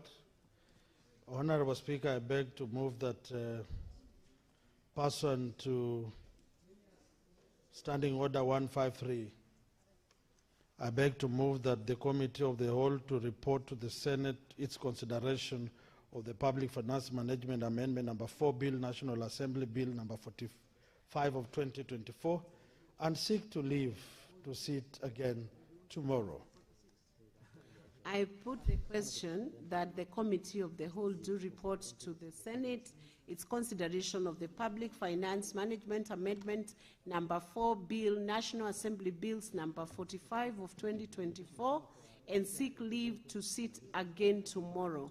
As many as are of that opinion say aye. Aye. As many as are of contrary opinion say nay. The ayes have it. We are proceeding to the final bill. Is it the final? To the next bill.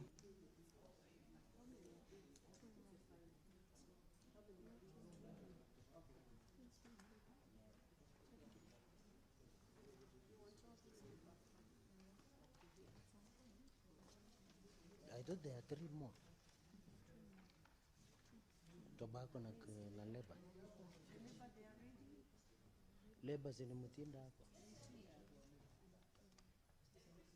We are proceeding on to the Labor, Migration and Management number 2, Senate Bills number 42 of 2024, and I want to invite the clerk to read out the clauses.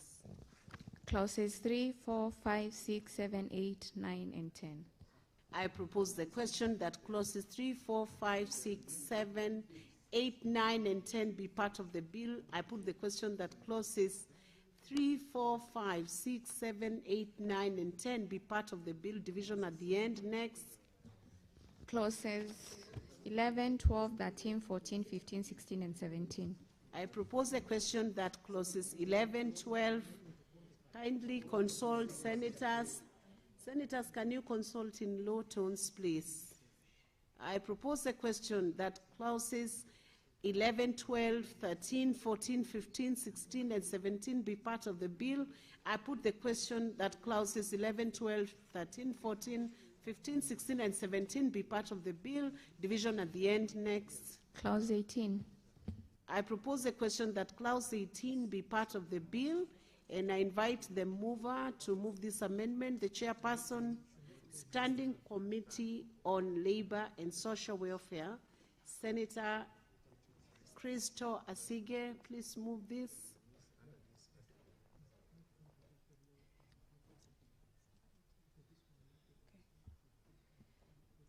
Thank you, Speaker.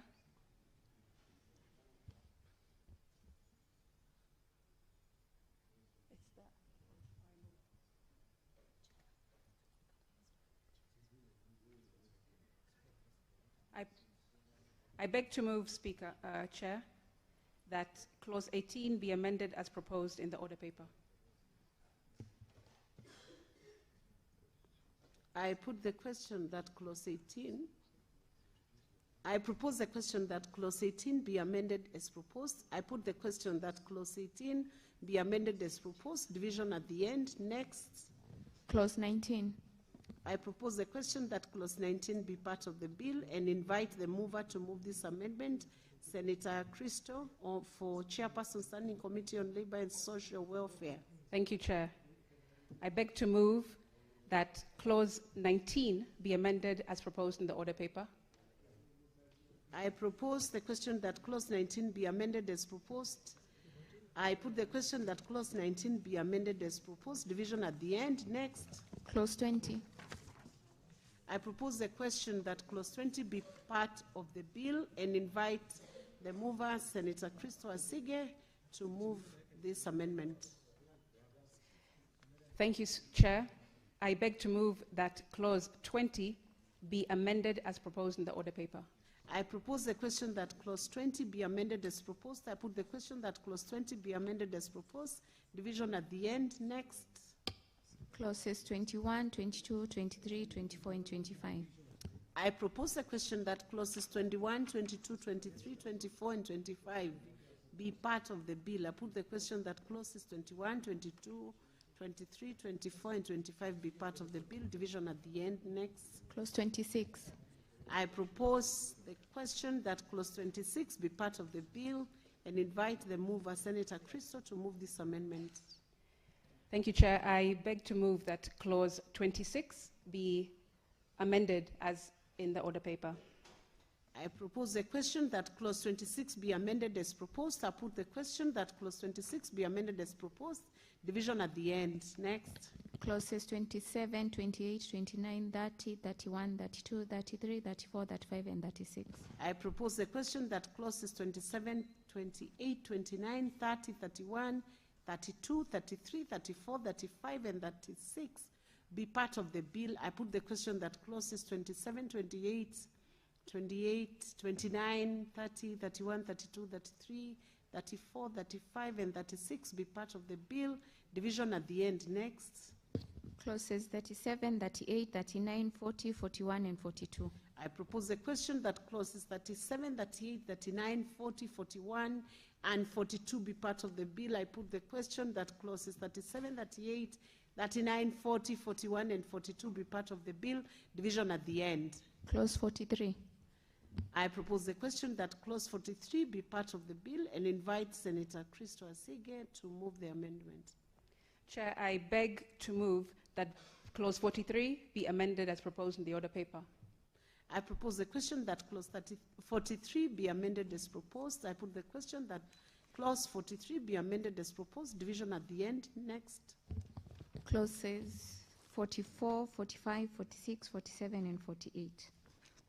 I propose the question that clauses 44, 45, 46, 47, and 48 be part of the bill. I put the question that clauses 44, 45, 46, 47, and 48 be part of the bill. Division at the end. Next. Clause 49. I propose the question that clause 49 be part of the bill and invite Senator Christo Asige to move this amendment on behalf of Chairperson, Standing Committee on Labor and Social Welfare. Thank you, Chair. I beg to move that clause 49 be amended as proposed in the order paper. I propose the question that clause 49 be amended as proposed. I put the question that clause 49 be amended as proposed. Division at the end. Next. The schedule. No. Clause 50 and 51. I propose the question that clause 50 and 51 be part of the bill. I put the question that clauses 50 and 51 be part of the bill. Division at the end. Next. The schedule. I propose the question that the schedule be part of the bill. I put the question that the schedule be part of the bill. Division at the end. Next. Clause 2, the title, and clause 1. I propose the question that clause 2, the title, and clause 1 be part of the bill. I put the question that clause 2, the title, and clause 1 be part of the bill. Division at the end.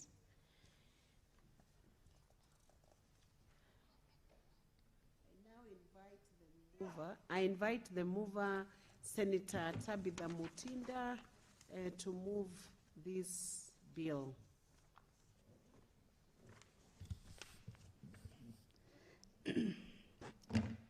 I move that Honorable Chairperson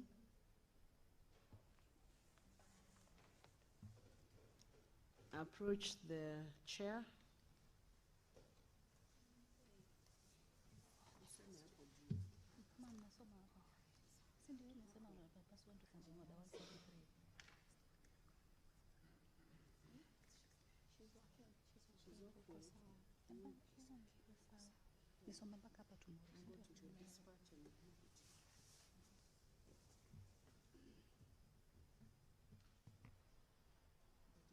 I proceed? Okay.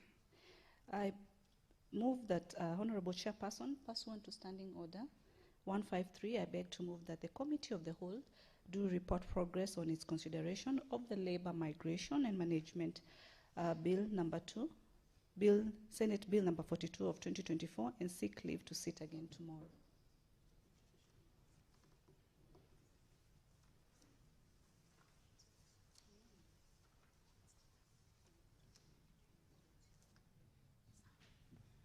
I put the question that the Committee of the Whole do report progress on its consideration of the Labor Migration and Management number 2 bill, Senate Bills number 42 of 2024, and seek leave to sit again tomorrow. As many as are of that opinion say aye. Aye. As many as are of contrary opinion say nay. The ayes have it.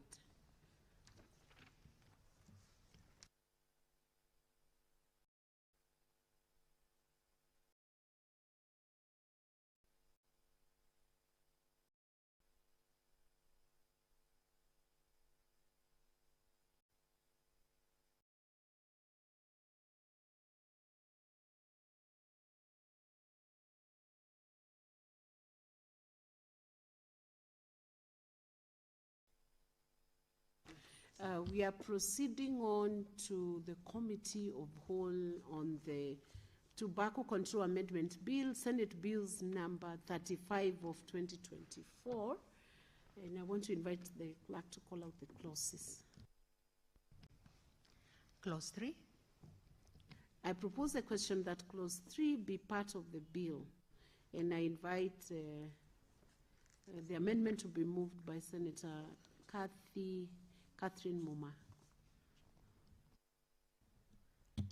Honorable Chairperson, I beg to move that Clause 3 be amended as per the order paper. I propose the question that Clause 3 be amended as proposed. I put the question that Clause 3 be amended as proposed. Division at the end. Next. Clause 4. I propose the question that Clause 4 be part of the bill and invite the Chairperson Standing Committee on Health, Senator Mariam, to move the amendment. Madam Chair, I propose the Clause 4 to be amended as per the order paper.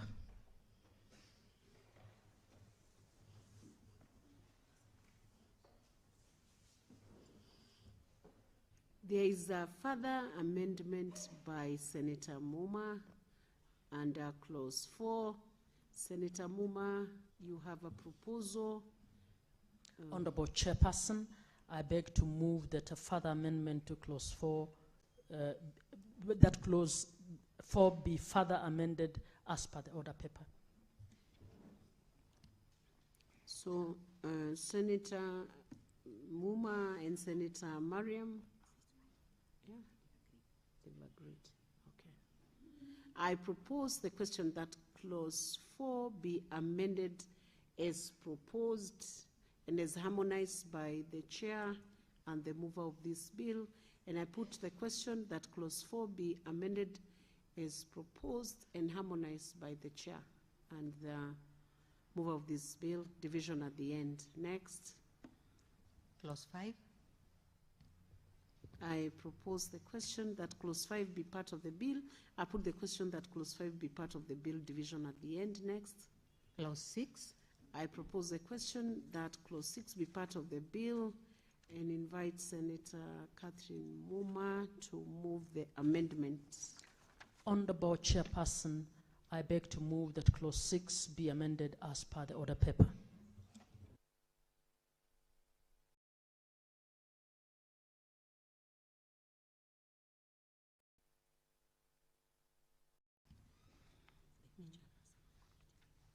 There is a further proposal for amendment by the chairperson on Standing Committee on Health on Clause 6. I am informed you are withdrawing that proposal. Yes. Can you then, can you proceed?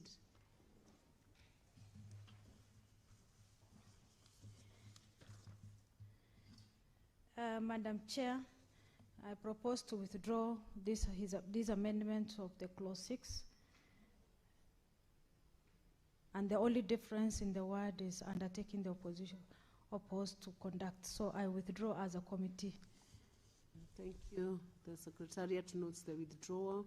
So next clause, I propose the question that Clause 6 be amended as proposed by the mover.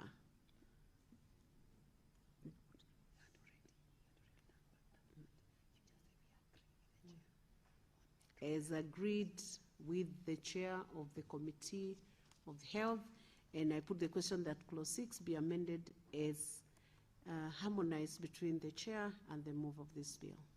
Next clause. Clause 7. I propose the question that Clause 7 be part of the bill and invite the Chairperson Standing Committee on Health to move the amendments. Madam Chair, Clause 7 to be amended as per order paper. Is a further amendment on this clause by Senator Kathy Moma. Honorable Chairperson, I beg to move that Clause 7 be further amended as per the order paper. I propose the question that Clause 7 be amended as proposed I put the question that clause 7 be amended as proposed, division at the end. Next. Clause 8. I propose the question that clause 8 be part of the bill and invite the mover, Senator Catherine Muma, to move this amendment. Honorable Chairperson, I beg to move that clause 8 be amended as per the order paper. I propose the question that clause 8 be amended as proposed. I put the question that clause 8 be amended as proposed, division at the end. Next. Clause 9. I propose the question that clause 9 be part of the bill. I put the question that clause 9 be part of the bill, division at the end. Next. Clause 10. I propose the question that clause 10 be part of the bill and invite Senator Catherine Muma to move the amendment. Honorable Chair, I beg to move that clause 10 be amended as per the order paper. I propose the question that clause 10 be amended as proposed. I put the question that clause 10 be amended as proposed, division at the end. Next. Clause 11. I propose the question that clause 11 be part of the bill and invite Senator Catherine Muma to move the amendment. Honorable Chairperson, I beg to move that clause 11 be amended as per the order paper.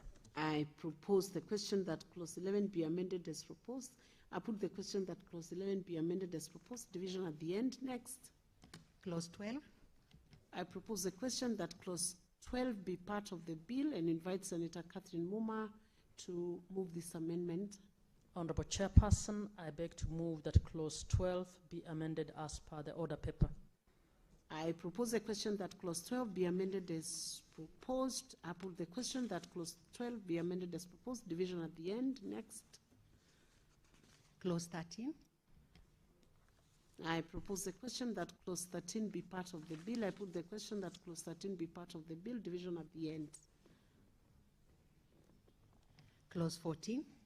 I propose the question that clause 14 be part of the bill, and I invite Senator Catherine Muma to move this amendment. Honorable Chairperson, I propose that clause 14 be amended as per the order paper. I propose the question that clause 14 be amended as proposed. I put the question that clause 14 be amended as proposed, division at the end. Next. Clause 15. I propose the question that clause 15 be part of the bill and invite Senator Catherine Muma to move this amendment. Honorable Chairperson, I beg to move that clause 15 be amended as per the order paper. I propose the question that clause 15 be amended as proposed. I put the question that clause 15 be amended as proposed, division at the end. Next. Clause 16. I propose the question that clause 16 be part of the bill. I put the question that clause 16 be part of the bill, division at the end. Next. Clause 16. 17. Sorry, clause 17, sorry. I propose the question that clause 17 be part of the bill and invite Senator Catherine Muma to proceed. Honorable Chairperson, I beg to move that clause 17 be amended as per the order paper. I propose the question that clause 17 be amended as proposed. I put the question that clause 17 be amended as proposed, division at the end. Next. New clause 2A. I propose the question that new clause 2A be part of the bill and invite Senator Catherine Muma to move this second reading of this. Honorable Chairperson, I beg to move that new clause 2A be now read a second time. There is a further amendment by the committee, so I invite the chairperson, Standing Committee on Health, Senator Mariam, stepping in for the chairperson. Please proceed. Madam Chair, the new clause 2A to be read second term. Thank you. I propose the question that the new clause 2A be now read a second time. I put the question that the new clause 2A be now read a second time. Next. Division at the end. New clause 3A. I propose a question that new clause 3A be part of the bill and call upon Senator Catherine Muma to move this amendment. Honorable Chairperson, I beg to move that new clause 3A be read a second time. I propose the question that new clause 3A be now read a second time. I put the question that new clause 3A be now read a second time, division at the end. Next. New clause 5A. I propose the question that the new clause 5A be part of the bill and call upon the chairperson, Standing Committee on Health, Senator Mariam, to move the second reading of this clause. Honorable Chair, a new clause 5A, to be read a second time. I propose the question that the new clause 5A be now read a second time. I put the question that the new clause 5A be now read a second time. Division at the end. Next. New clause 6A. I propose the question that the new clause 6A be part of the bill and invite Senator Catherine Muma to move this amendment. Honorable Chairperson, I beg to move that new clause 6A be read a second time. I propose the question that the new clause 6A be now read a second time. I put the question that the new clause 6A be now read a second time. Division at the end. Next. New clause 8A. I propose the question that the new clause 8A be part of the bill and invite Senator Catherine Muma to move this amendment. Honorable Chairperson, I beg to move that new clause 8A be read a second time. I propose the question that the new clause 8A be now read a second time. I put the question that the new clause 8A be now read a second time. Division at the end. Next. New clause 12A. I propose a question that the new clause 12A be part of the bill and invite Senator Catherine Muma to move the amendment. Honorable Chairperson, I beg to move that new clause 12A be now read a second time. I propose the question that the new clause 12A be now read a second time. I put the question that the new clause 12A be now read a second time. Division at the end. Next. New clause 16A. I propose a question that the new clause 16A be part of the bill and invite Senator Catherine Muma to move this amendment. Honorable Chairperson, I beg to move that new clause 16A be read a second time. There is a further amendment by the committee, so I invite the chairperson, Senator Mariam, to move this amendment. Madam Chair, I propose to move a new clause 16A to be read second time. I propose the question that the new clause 16A be now read a second time. I put the question that the new clause 16A be now read a second time. Division at the end. Next. New clause 18.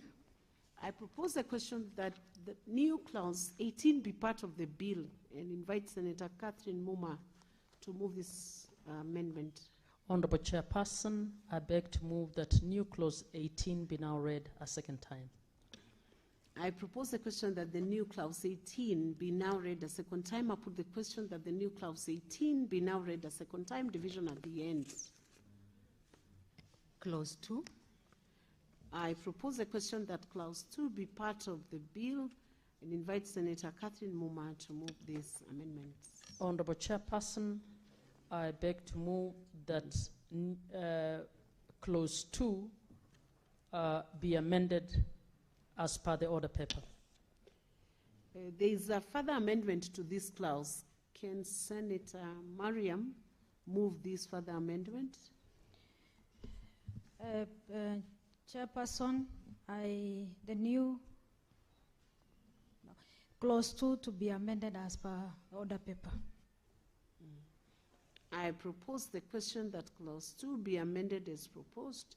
I put the question that clause 2 be amended as proposed. Division at the end. Next. New clause 1A. I propose the question that new clause 1A be part of the bill and invite Senator Kathy Muma to move this amendment. Honorable Chairperson, I beg to move that new clause 1A be now read a second time. I propose the question that the new clause 1A be now read a second time. I put the question that new clause 1A be now read a second time. Division at the end. Next. The title. I propose the question that the title be part of the bill. I put the question that the title be part of the bill. Division at the end. Next. Clause 1. I propose the question that clause 1 be part of the bill. I put the question that clause 1 be part of the bill. And I now call upon the mover to move new clause 1? Approach, Senator Kathy, can you approach the desk?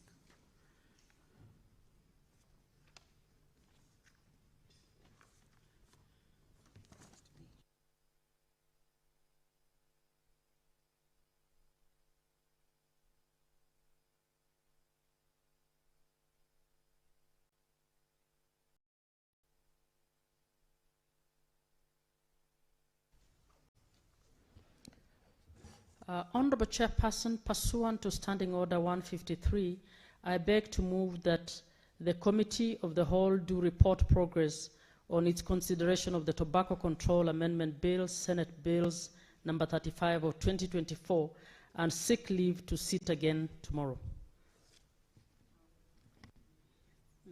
I put the question that the committee do report to the Senate its consideration of the Tobacco Control Amendment Bill, Senate Bills number 35 of 2024, and its approval thereof, and seek leave to sit again tomorrow. As many as are of that opinion say aye. As many as are of contrary opinion say nay. The ayes have it.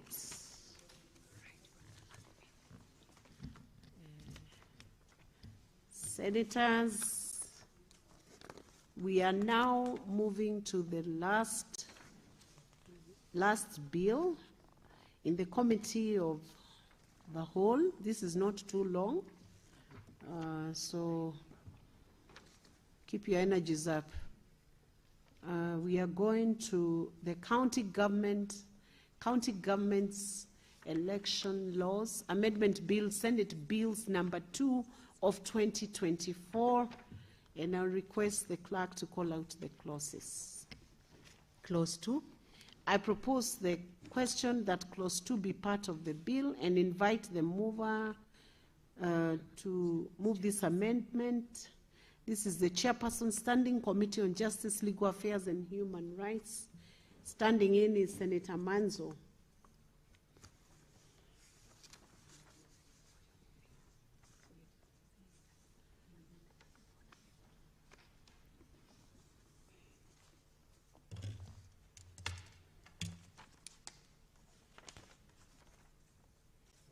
Chair, clause 2, I propose the question that clause 2 be part of the bill, and then approach the chair.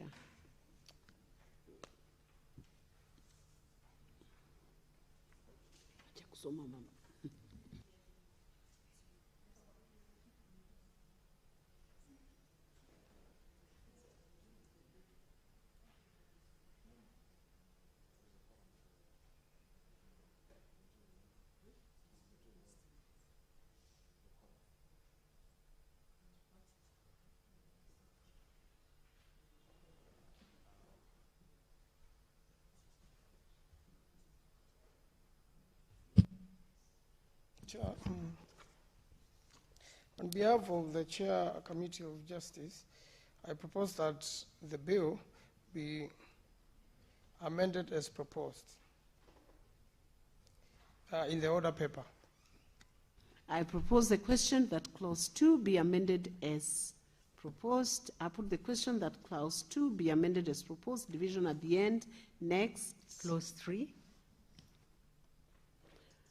I propose the question that clause 3 be part of the bill and invite Senator Manzo to move this amendment. I propose that the bill be amended as proposed. Clause 3, sorry. I propose that clause 3 be amended as proposed in the order paper. I propose the question that clause 3 be amended as proposed. I put the question that clause 3 be amended as proposed. Division at the end. Next. The title and clause 1.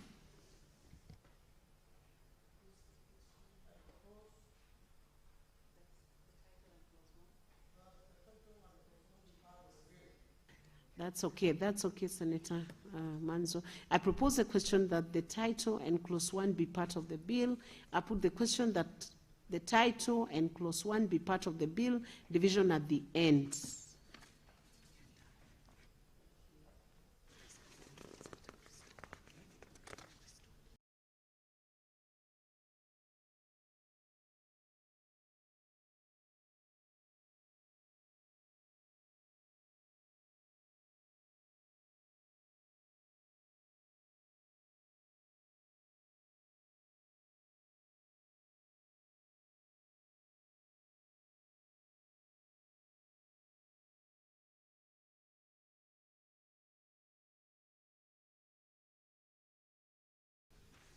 Thank you.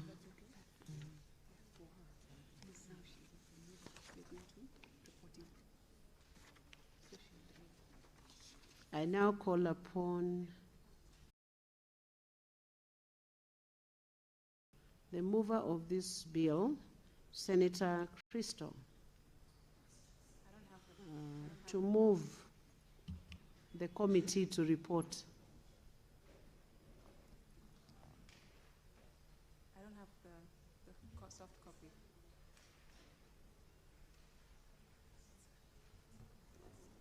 You've not handed it to me. I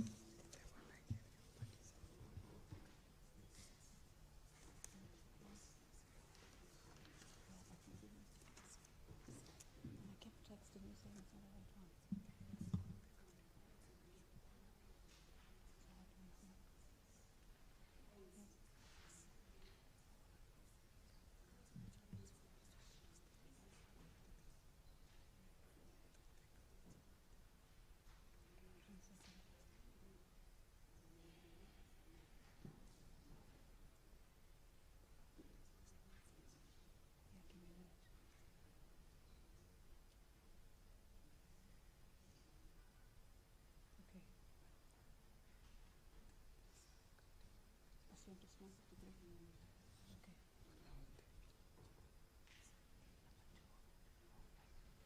Thank you, Chair.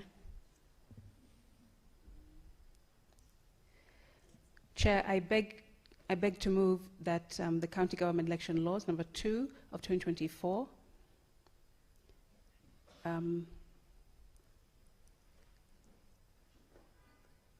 pardon me, can I take that again, Chair? Thank you. Please, you can take it again.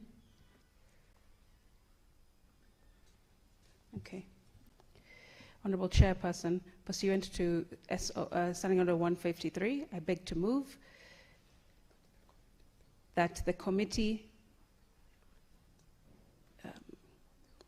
of the whole do report on its consideration of the County Government Election Laws number 2, Senate Bill number 2 of 2024, and seek leave, yes, and seek leave to sit again tomorrow. I put the question that the Committee of the Whole do report to the Senate its consideration of the County Government's Election Laws Amendment Bill, Senate Bills number 2 of 2024, and seek leave to sit again tomorrow. As many as are of that opinion say aye. As many as are of contrary opinion say nay. The ayes have it.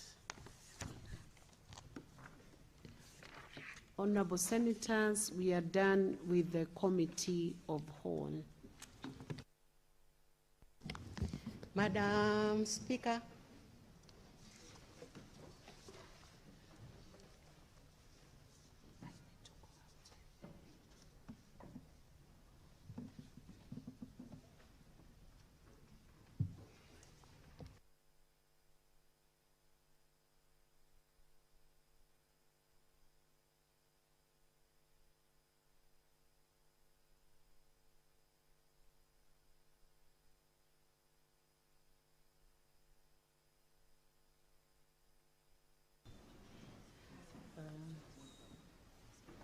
Come guide me.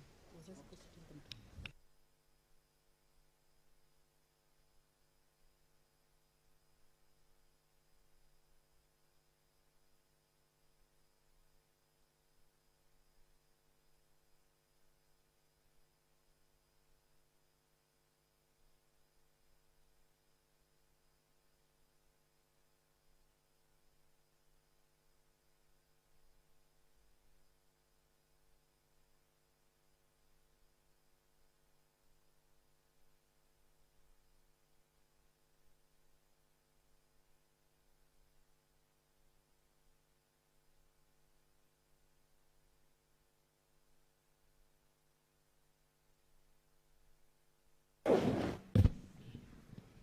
Honorable Senators, I have a communication to make about a visiting delegation from the Mombasa Youth Council.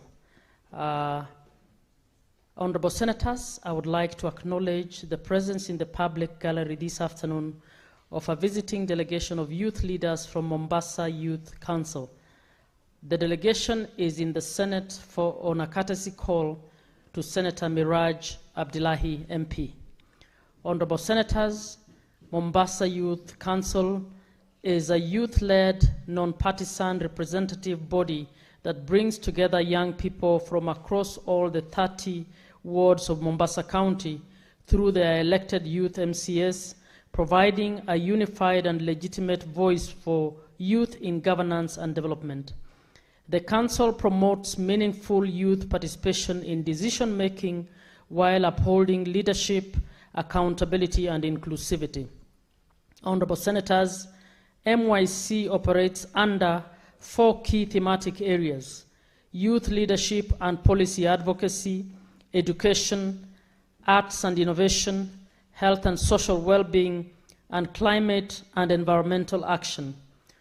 Through these pillars, the Council works closely with the county and national government, civil society, and development partners to empower young people, strengthen social cohesion, and advance sustainable youth-led solutions for Mombasa County. Honorable Senators, in our usual tradition of receiving and welcoming visitors to Parliament, I extend a warm welcome to the delegation, and on behalf of the Senate and on my own behalf, wish them a fruitful visit and to thank them for the patience. We wanted you to sit into a session that is not usually, does not usually seem attractive to the media, but when we are actually doing the making of the law. So we are glad that you were able to sit in during this session, and we thank you for your patience. I'd like to invite Senator Miraj to welcome them, and Senator Faki as well will have 2 minutes to welcome. Thank you. And Senator Crystal Asige. We have the 3 senators from Mombasa. Each 2 minutes, please, to welcome the delegation. Thank you. Nikushukuru Bispika kwa kuweza kuwatambua vijana wetu maridadi ambao wameelimika na ambao wametuheshimisha kama gatuzi ya Mombasa. Fursa hii kwenu nyinyi, uwepo wenu hapa si uwepo tu wa kuja kuonekana mumefika, bali ni uwepo wa matumaini na uwajibikaji kwa vijana ambao wamebaki kule Mombasa. Niwapongeze kwa kazi nzuri ambao mumeendelea kuifanya. Lakini pia niwakumbushe ya kwamba viongozi vijana si viongozi wa kesho ama baadaye, ni viongozi wa sasa na ni viongozi wa leo. Hivyo basi mna jukumu katika mabega yenu ya kuweza kuwa kielelezo chema kwa wale ambao wamebaki kule nyuma. Na waomba msichoke kutuwajibisha, msichoke kutusukuma, na msichoke kutuuliza maswali ambapo mnaona mambo yanakwenda yombo. Muko hapa sio kuonekana, bali muko hapa kwa sababu demokrasia na katiba yetu ya Kenya imewatambua. Jumba hili la Seneti ni mahali ambapo sheria zinabuniwa, sheria zinalazimishwa kutekelezwa, na pia pale ambapo uwajibikaji haufanyiki tunasukuma. Na tunaushukuru muongozo mzuri ambao mumewaonesha wenzenu kule nje. Nadhani mumeyaona yale ambayo yameendelea hapa kwa jisaji moja ambalo mumekaa na sisi. Na waomba muwe mabalozi wa yale mazuri ambao mumeyaona hapa. Na pindi mtakaporudi katika jumba hili, basi msirudi tu kama watazamaji, bali murudi kama viongozi, maseneta na wengine niwaone kule National Assembly, kwa sababu najua mwito wenu ni kuwatayarisha vijana kuwa viongozi katika taifa hili la Kenya. Asante sana Bispika. Senator Crystal. Thank you very much, Speaker, for the opportunity to welcome Mombasa Youth Council to the Senate. My name is Crystal Asige, nominated, of course, to represent 001 Mombasa County. And I would like to also extend a welcome to the group. Thank you very much for coming Thank you for being patient. As has been said earlier, people don't usually understand, especially young people sometimes maybe don't engage in this part of lawmaking. It needs a lot of patience. It needs a lot of collaborative work. It needs a lot of specificity and conciseness. And this is why we take our time to do what we do here in the Senate. And you can rest assured that your representatives from Mombasa, who you have come to see here today alongside others, including Senator Miraj and our elected Senator Faki, we are doing, including myself, doing our very best to represent Mombasa in the best way possible for yourselves and also for our families that we are here to fight for in terms of the law. I also want to, as the Speaker has said, emphasize that just like your pillars, from innovation to art to digital technology, there is a space here for all of you. Every one of you has a different passion that you can bring to the country at this national level and even at the county level if you so wish to take that route. But know that in your diversity and with all of the skills that you are acquiring at Mombasa Youth Council, please hold on to them, nurture them, grow them, and bring them to the Senate in future. And we will be here to support in any way that we can. I thank you very much, Speaker.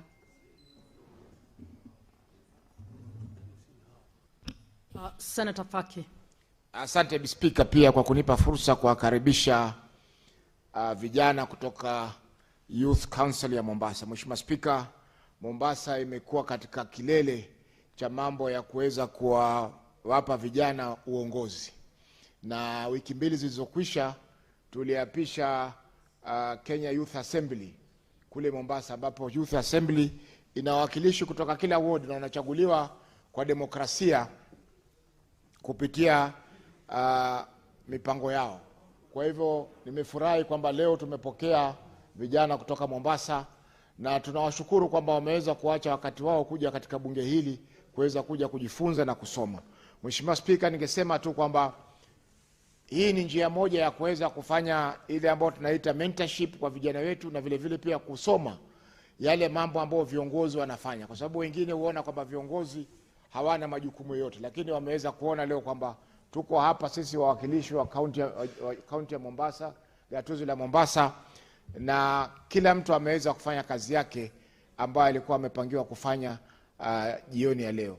Kwa Mheshimiwa Speaker, nawatakia kila laheri na yale ambao wameweza kusoma hapa waweze kuyatumia katika shughuli zao za kila siku na vile vile pia kujenga taswira ambayo itasaidia kaunti ya Mombasa na Kenya kwa jumla kuleta viongozi bora wa siku za usoni. Asante Speaker. Honorable Senators, we are now going to reporting after the Committee of the Whole. I'd like to invite the Chairperson to report on the Cancer Prevention and Control Amendment Bill, National Assembly Bills number 45 of 2022. Thank you, Honorable Speaker, for this opportunity. Honorable Speaker, I beg to report that the Committee of the Whole has considered the President's Memorandum on the Cancer Prevention and Control Amendment Bill, National Assembly Bills number 45 of 2022, and seeks leave to sit again tomorrow. A mover.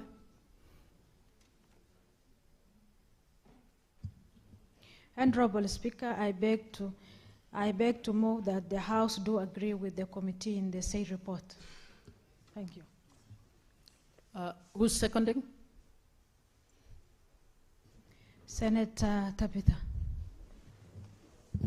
Madam Speaker, I second. Honorable Senators, I propose the question that the House do agree with the committee in the said report. I put the question that the House do agree with the committee in the said report. Will as many as are of that opinion say aye? Aye. Will as many as are of a contrary opinion say nay? The ayes have it.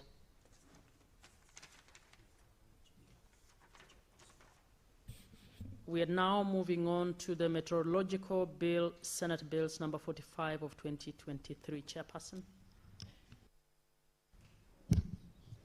Honorable Speaker, I beg to report that the Committee of the Whole has considered the National Assembly amendments to the Meteorological Bill, Senate Bills number 45 of 2023, and seeks leave to sit again tomorrow.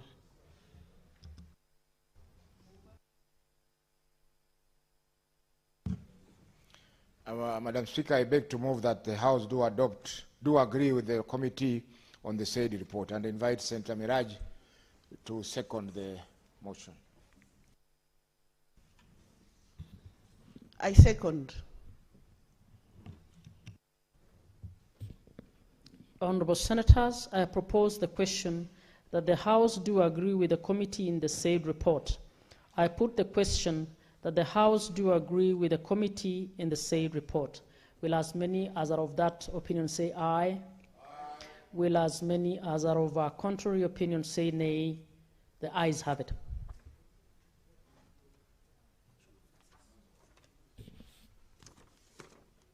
Next, we move on to the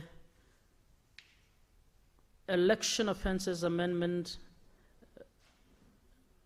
number 2 bill, Senate Bills number 28 of 2024. Chairperson.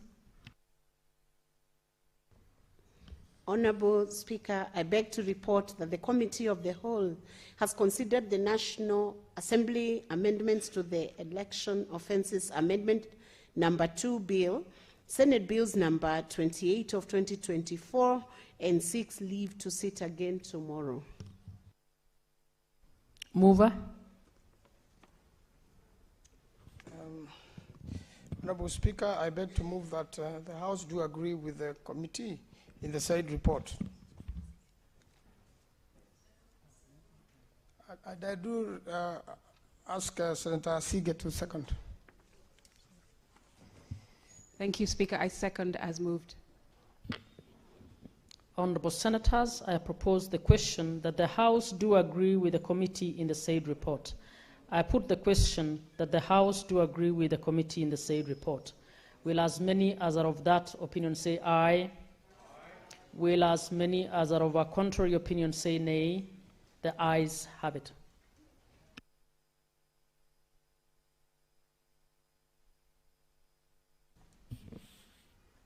Next, we move to the Public Finance Management Amendment number 4 Bill, National Assembly Bills number 45 of 2024. Chairperson. Honorable Speaker, I beg to report that the Committee of the Whole has considered the Public Finance Management Amendment number 4 Bill, Senate National Assembly Bills number 45 of 2024, and seeks leave to sit again tomorrow. Mover.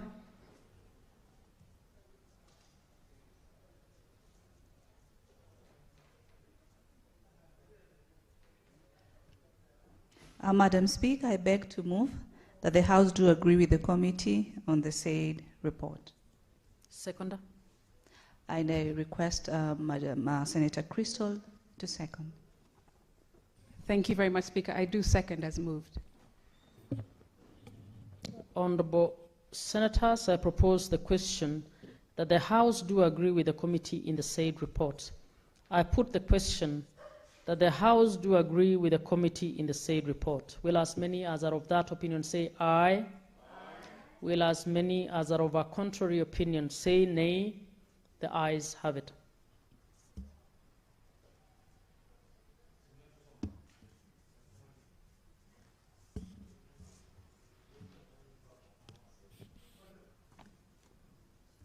Next is the Labor, Migration and Management number 2 Bill, Senate Bills number 42 of 2024. Chairperson. Honorable Speaker, I beg to report that the Committee of the Whole has considered the Labor, Migration and Management number 2 Bill, Senate Bills number 42 of 2024, and seeks leave to sit again tomorrow. Mover.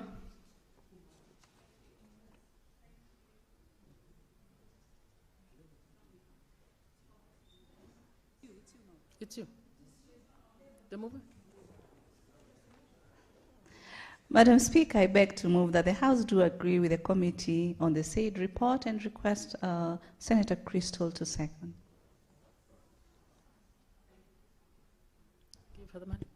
Thank you very much, Speaker. That's what I was waiting for. I do second as moved. Honourable Senators, I propose the question that the House do agree with the committee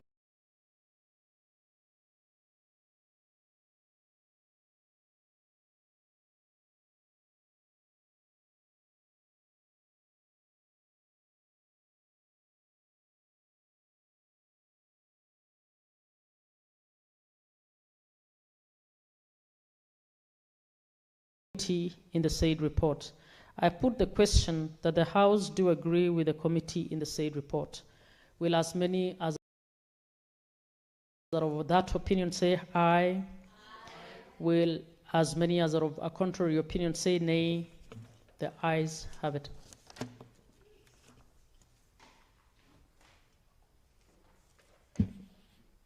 We now move on to the Tobacco Control Amendment Bill, Senate Bills number 35 of 2024. Chairperson.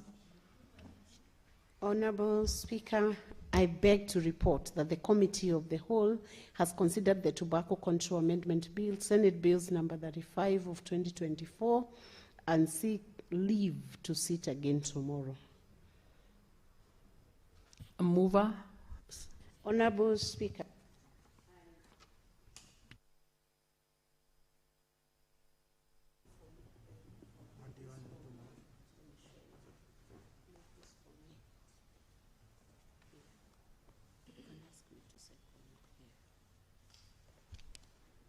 Honorable Speaker, I beg to move that the Senate do agree with the committee on the said report. Madam Veronica. Seconder. Madam Veronica will second. Yes, please. Honourable Speaker, I second as moved. Honourable Senators, I propose the question that the Senate do agree with the committee in the said report. I put the question that the Senate do agree with the committee in the said report. Will as many as are of that opinion say aye? Aye. Will as many as are of a contrary opinion say nay? The ayes have it.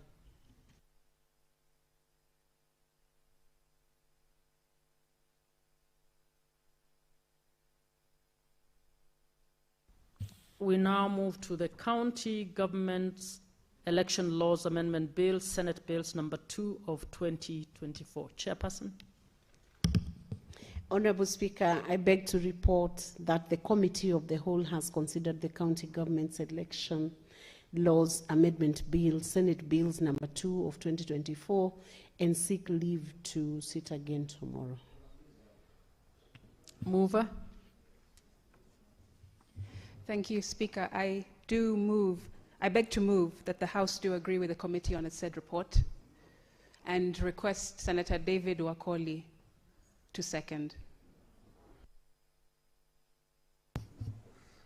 Honorable Speaker, I ably second. Honourable Senators, I propose the question that the House do agree with the committee in the said report. I put the question that the House do agree with the committee in the said report. Will as many as are of that opinion say aye? Aye. Will as many as are of a contrary opinion say nay? The ayes have it.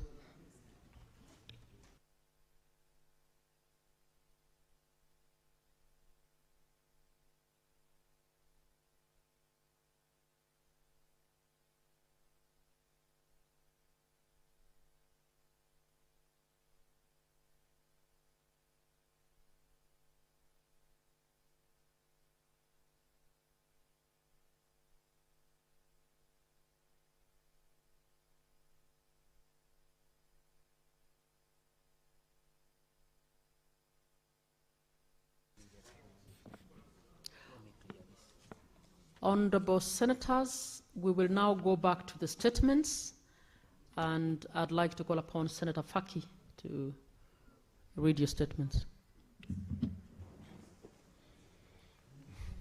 Thank you, Madam Speaker. Madam Speaker, I rise pursuant to Standing Order number 53-1 to seek a statement from the Standing Committee on Land, Environment and Natural Resources on a matter of inter-county concern regarding the rampant and unplanned urban development in the counties. Madam Speaker, since 2013, counties have witnessed a surge in construction of residential and commercial properties.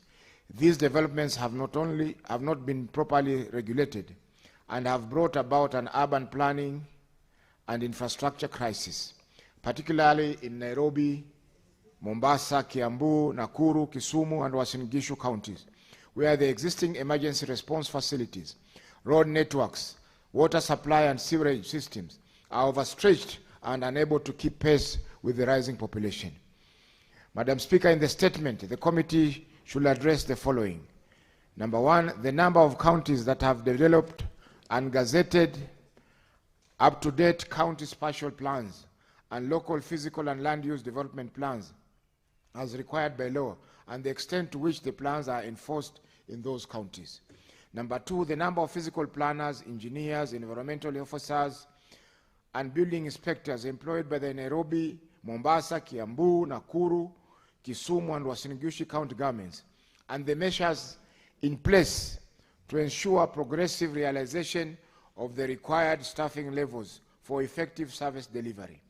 Number three, the steps being taken by the specified county governments to accelerate development and expansion of emergency response facilities, road networks, water supply, sewage, and other critical urban infrastructure systems to match the growing urban population. Number four, the measures in place to address the increasing incidence of unregulated sinking of boreholes in urban centers, especially without prior geological, hydrogeological assessments, which are necessary to ensure that the structural integrity of the surrounding ground and buildings is not compromised. Madam Speaker, the house in Mombasa, which was demolished sometime last year, collapsed as a result of failure in the geological assessments by the county government. Number five, the prevailing practice and procedures for approving change of use of parcels of land in the specified counties, including whether procedures comply with the statutory provisions in the change of use processes. Number six, the steps taken by the national government and the specified county governments to identify and reclaim land designated for road reserves, wayleaves, and service corridors, open spaces, parks, and urban forests, and green belts, as well as road and riparian reserves that have been encroached upon. Thank you, Madam Speaker. Senator Mohamed Faki Munyihaji, Senator Mombasa County.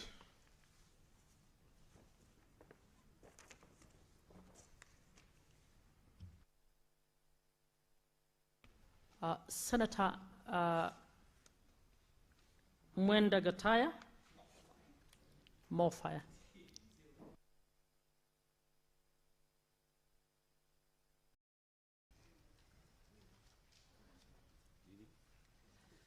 Thank you, Madam Speaker.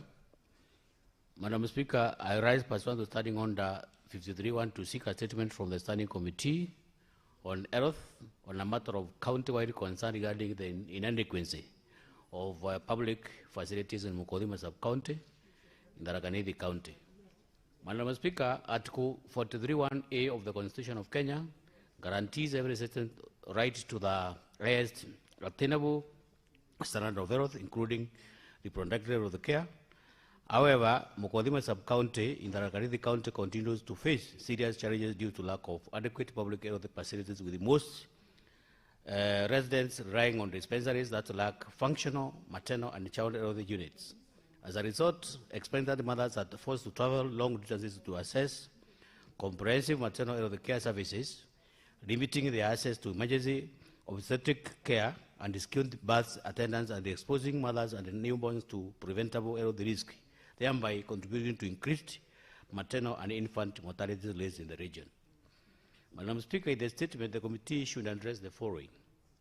The budgetary allocation for the establishment of a modern public facility in Mukodima Sub-County for the 2025-2026 financial year and the measures being undertaken to expedite the construction of the facility, including the projected outlines for commencement and completion of the projects.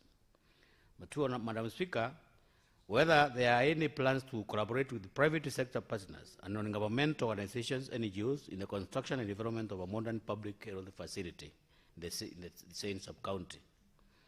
Number 3, Madam Speaker, the committee should also look at the interim measures and alternative mechanisms currently in place to address the health care needs of expectant mothers and other vulnerable groups arising from the lack of adequate public facilities, and whether there are plans to upgrade the existing dispensaries in the Rakanidi County to ensure to enhance the quality, accessible, and the scope of health care services available to local residents.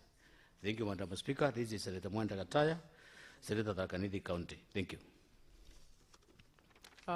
Honorable Senators, we will defer the statements by Senator Mondigi on number 10 and 11, and also the one by Senator Professor Tom Ojienda at 12. And we will now reorganize the order of business and move on to order number 22. Order number 22, the Agriculture Produce Minimum Guaranteed Returns Bill, Senate Bills number 17 of 2025, second reading. Senator Veronica.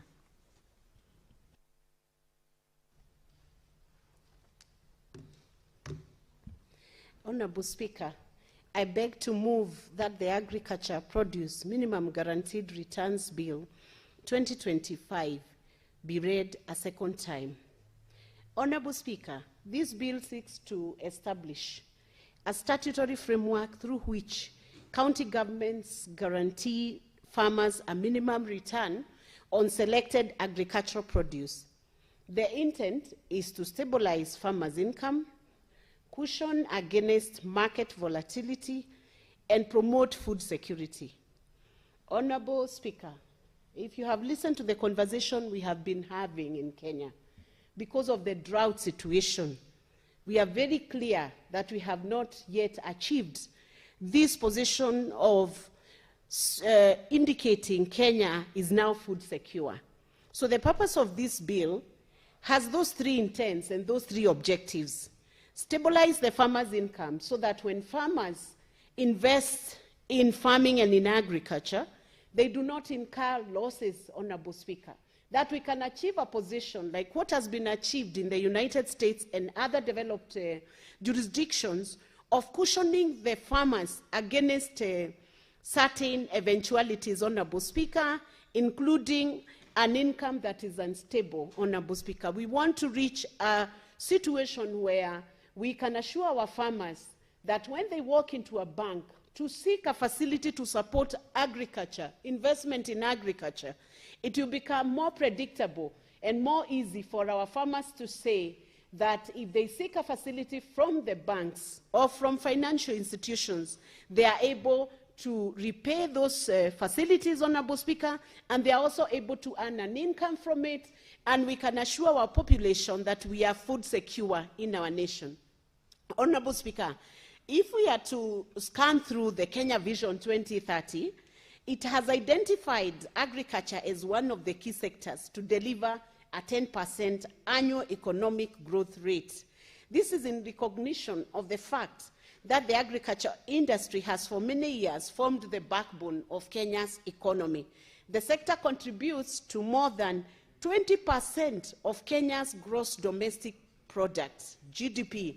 In addition, the sector contributes more than 60% of the total export earnings and about 45% of government revenue, while providing for most of Kenya's food requirement. The sector is estimated, Honorable Speaker, to have a further indirect contribution of nearly 27% of GDP through linkages with manufacturing, distribution, and other service-related sectors. The agriculture sector employs over 40%.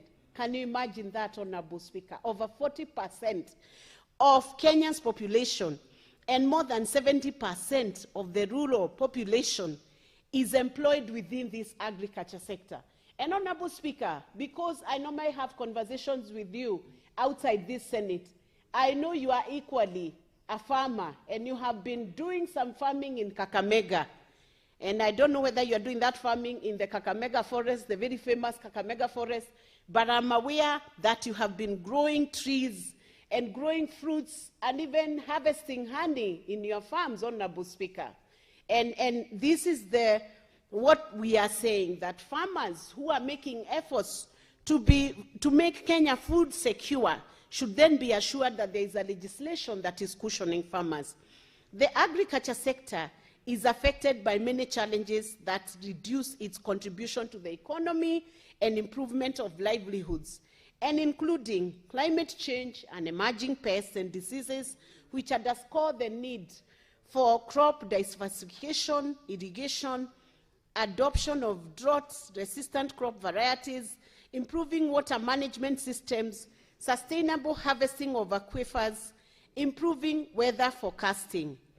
Honorable Speaker, there are also many other challenges within the agriculture sector, including low and undiversified production and productivity due to high cost of inputs, low availability of inputs in remote areas, lack of targeted subsidies, low quality inputs, declining soil fertility, inadequate use of modern technologies, pests and diseases, among other factors. And to mitigate some of these factors, Honorable Speaker, you are very much aware that when Kenya Kwanza government, or the broad-based government, took over power in 2022, one of the items that our President William Ruto picked was the cost of fertilizer.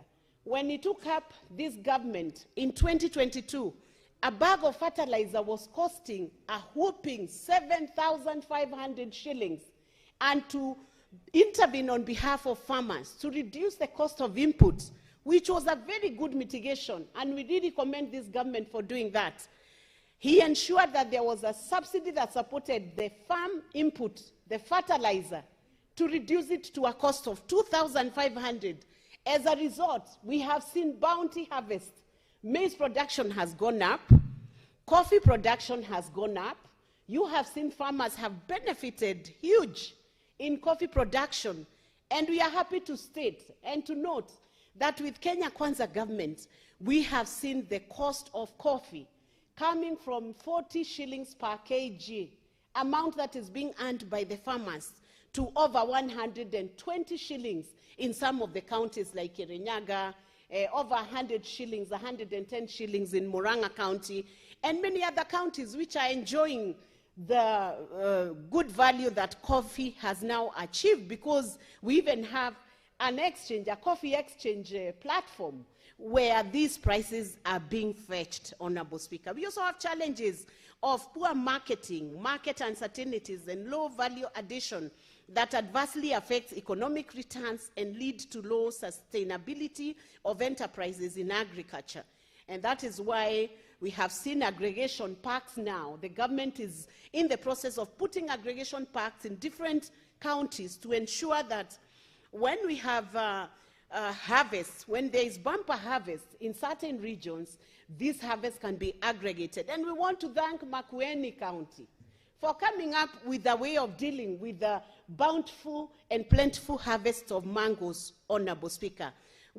Farmers have suffered. Farmers have cried for days in the Republic of Kenya with very high post-harvest losses arising from inadequate technologies for product development and storage, poor infrastructure, particularly rural access roads, and high energy costs for cooling and processing facilities. But, Honorable Speaker, a lot of advanced technology has now been offered to give cooling facilities, even in the new markets that are being built. Unpredictable weather patterns have also been a challenge, and rainfall variability, and as a result, we are having many more dams being constructed, low budgetary allocation to the agriculture sector, and limited access to agriculture finances. So, Honorable Speaker, this bill comes in now to assist both the national government and the county government to plan better in the agriculture sector. Any resources that are allocated to the agriculture sector, with the legal framework that is going to be offered by this bill on the agriculture produce minimum guaranteed returns bill, we can now have better utilization of resources that are allocated to the agriculture sector. Honorable Speaker, do you remember the incidents where one county, in accounting for the resources disbursed towards agriculture, could only bring accounting papers to the PAC that they had bought fingerlings, and the fingerlings were in the river, and the river had swept away the fish? Do you remember that incident? This bill is going to curb such mischief from the counties. With this bill, the county is going to be accounting for any post-harvest losses, because it is going to close out any mischief in the utilization of the funds that are due to agriculture. And counties will be held to account. For instance, now in Murang'a County, Murang'a was blessed with a heavy produce of mangoes this season. Unfortunately, we were expecting the county government, Governor Irongo Kang'ata, who has been purchasing those mangoes from the farmers, we were expecting him to consolidate and bring them to his storage and also dispatch them to the market. But what happened was a shock to the farmers. They harvested the mangoes. I'm sure you must have seen it on social media. And before we knew it, the mangoes were rotting in the backyards of the farmers' barnyards, Honorable Speaker. The mangoes were not collected, the mangoes were not purchased, and they were lost. If this legal framework was in place, Honorable Speaker, Murang'a County would have asked the farmers, how many kilos of mangoes have you lost? If you have lost 100 kilos of farmers, you look at the market cost of 1 kg of each mango produce and compensate those farmers so that they are buffered from losses which are unnecessary. Guaranteed minimum returns refer to the minimum amount of money guaranteed by the government to farmers. It could be in form of the subsidies, loans, or grants to the farmers. And the history of guaranteed minimum returns can be traced back to the colonial times. As a part of the war effort, the British government promoted Kenyan agriculture, guaranteed prices and returns per acre, continued marketing control, and other policies were introduced to assist settlers and to increase food production for the troops. So it is not the first time that minimum guaranteed returns are being mentioned in Kenya. The Agriculture Act itself, Chapter 318, Laws of Kenya, now repealed. Unfortunately, some very good sections were repealed, which had extensive provision on guaranteed minimum returns. The repealed act provided for declaration of essential crops, which were necessary for the requirements of Kenya. The Central Agriculture Board would then prepare a program of production and production orders of essential crops and disseminate the same to registered owners or occupiers of large-scale farms. Section 10 of the repealed act provided that every person upon whom a production order has been served would be guaranteed by the government a minimum return of the money for every acre of land appropriate for planting an essential crop. So that bill, or that act of parliament, it rewarded effort, and this bill is about rewarding effort. It is not about rewarding a farmer who sits in their farm, produces nothing, and then runs to county government to say, how are you assuring my agriculture is working? It is not contemplative. It is going to reward production. So it's an actual product that has been produced from the farm, which then is ascertainable. It can be measured. It can be ascertained. And the farmer can be able to claim that I have produced 100 kgs of wheat. Aside from guaranteed returns, the government would also provide advances for the purpose of meeting expenditure incurred in preparing and fertilizing the land on which the essential crops were planted. The Agriculture Guaranteed Minimum Return Advance Rules 1977 provided for 500 shillings per acre of land on which essential crop was grown. So this is going to encourage people. Instead of being in the cities, you go back to where you have a small parcel of land, you are guaranteed that any return you get from that, any product you get from that land is covered or cushioned by the county government, of course resourced by the national government, and then it becomes easier even to ease of joblessness. They were also guaranteed minimum return loans which were advanced by the government to farmers. For instance, the loans would finance the production of essential crops such as wheat and maize at cash 180 shillings per acre. This was then. Of course, now the value would change. To qualify for the loan, the farmer would be required to own a minimum of 15 acres. So it had a standard. It could not just guarantee when you certainly do not have an assurance of a proper harvest or a proper crop. If the application was approved by the Ministry of Agriculture, the AFC would issue the loan as approved. The farmer had to pay a premium of 4 shillings per acre in respect of wheat and 3 shillings in respect of maize. The condition was imposed because the scheme incorporated an insurance element, an insurance policy element, in that the farmer was guaranteed a minimum of cash 180 per acre should their crop fail due to bad weather or some other natural hazard.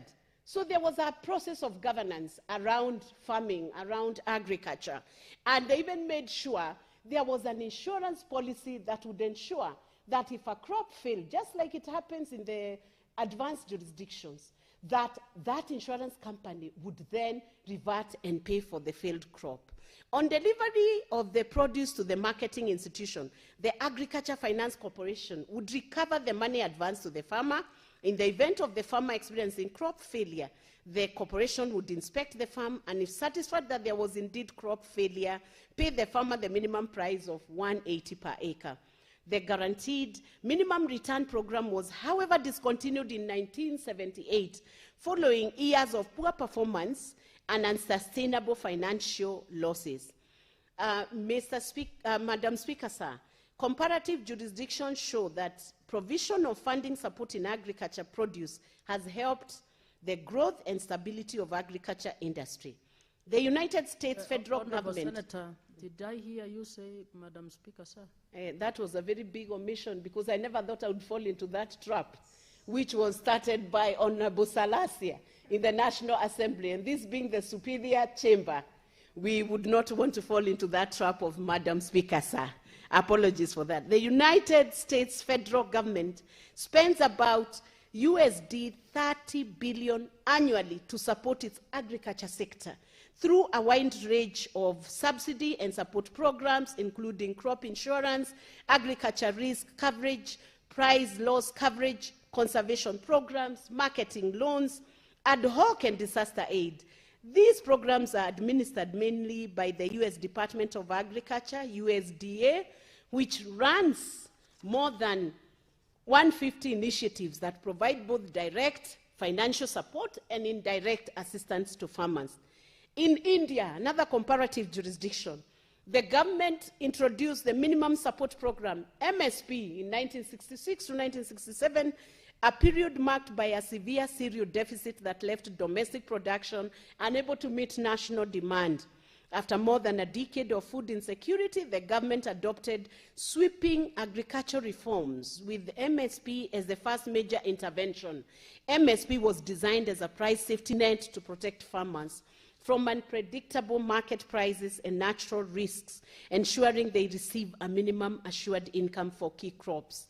Locally, Murang'a County, 2022 Agriculture Farms Input Subsidy Policy was created to cushion farmers from persistent production and market challenges by lowering the cost of key inputs and stabilizing incomes in 2 priority value chains, dairy and mango. So meaning a program is being piloted in Murang'a County for dairy products, that's the milk, and also for mangoes. The policy links subsidies directly to verified production, milk delivered to cooperative societies, and mangoes delivered to processors. In other words, Murang'a County will negotiate with Pick and Peel or with Kakuzi or Del Monte if they are producing any fruit juices, and ensure that mangoes are delivered, quality mangoes are delivered to the processors, who then turn those mangoes into juice, and that means the post-harvest losses are reduced, and the county can, it's a sure bet for the county that they are working on a commercial enterprise, agri-business enterprise that cannot fail. And it ensures that public support is rewarded, actual output, and strengthened formal market participation. To operationalize the policy, the county has enacted the Public Finance Murang'a County Agricultural Farms Input Subsidy and Incentive Fund regulation, which has established a dedicated fund. And Honorable Speaker, what we are saying, when a dedicated fund with a clear objective is established by each county, it means the disbursement on agriculture will no longer be used to just maybe distribute a few seedlings to farmers and purport to account for those seedlings in a manner that is so questionable, in a manner that does not meet the proper accounting standards. Madam Speaker, sir, the Agriculture Produce Minimum Guaranteed Returns Bill now creates a county-level framework to stabilize the farmer's income by guaranteeing this minimum return when the market prices fall below production costs. Its objective is to cushion farmers from price volatility, promote food security, and support equitable agricultural development across the counties. Counties are assigned the primary responsibility for implementation, including budgeting, resource mobilization, timely disbursement, and monitoring of program impact, as stated in Section 4, which requires counties to approve and integrate minimum guaranteed payment programs within their annual county budget and ensure timely payments. To operationalize the scheme, the bill establishes a county minimum guarantee committee responsible for determining eligible crops and livestock, calculating average market prices and comprehensive production costs, setting acreage limits, so it can even go to the limit of 1 acre or 2 acre, registering beneficiaries, and approving payments. The minimum guaranteed return is defined as an amount equivalent to 20% of the difference between the average market price of a product and the comprehensive costs. That is in Section 12. Payments are only made where the produce is largely consumed locally, not those who are exporting, because those who are exporting are big farmers and they are capable of taking care of their inputs and outputs, and they have calculated their profits and they are sure what they are engaging in is profitable. The bill also requires annual publication of comprehensive costs and market prices with revisions gazetted within 14 days.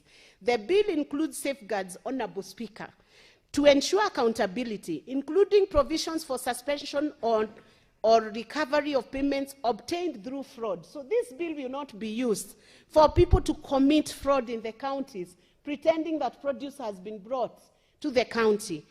Fraud will be punished, or with error, or with overpayments. Those will be treated as debts recoverable with interest at the central bank rates if anybody purports to take advantage of this bill. And offenses of providing false information or obstructing officials from attracting fines will also be punished with imprisonment. The Cabinet Secretary is empowered to make regulations which county assemblies may enact legislation on how they will register the farmers to benefit, how the application procedures will be, evaluation criteria, and disbursement processes. Overall, the bill establishes a structured, data-driven, and county-anchored mechanism aimed at stabilizing farmers' incomes and strengthening agriculture resilience.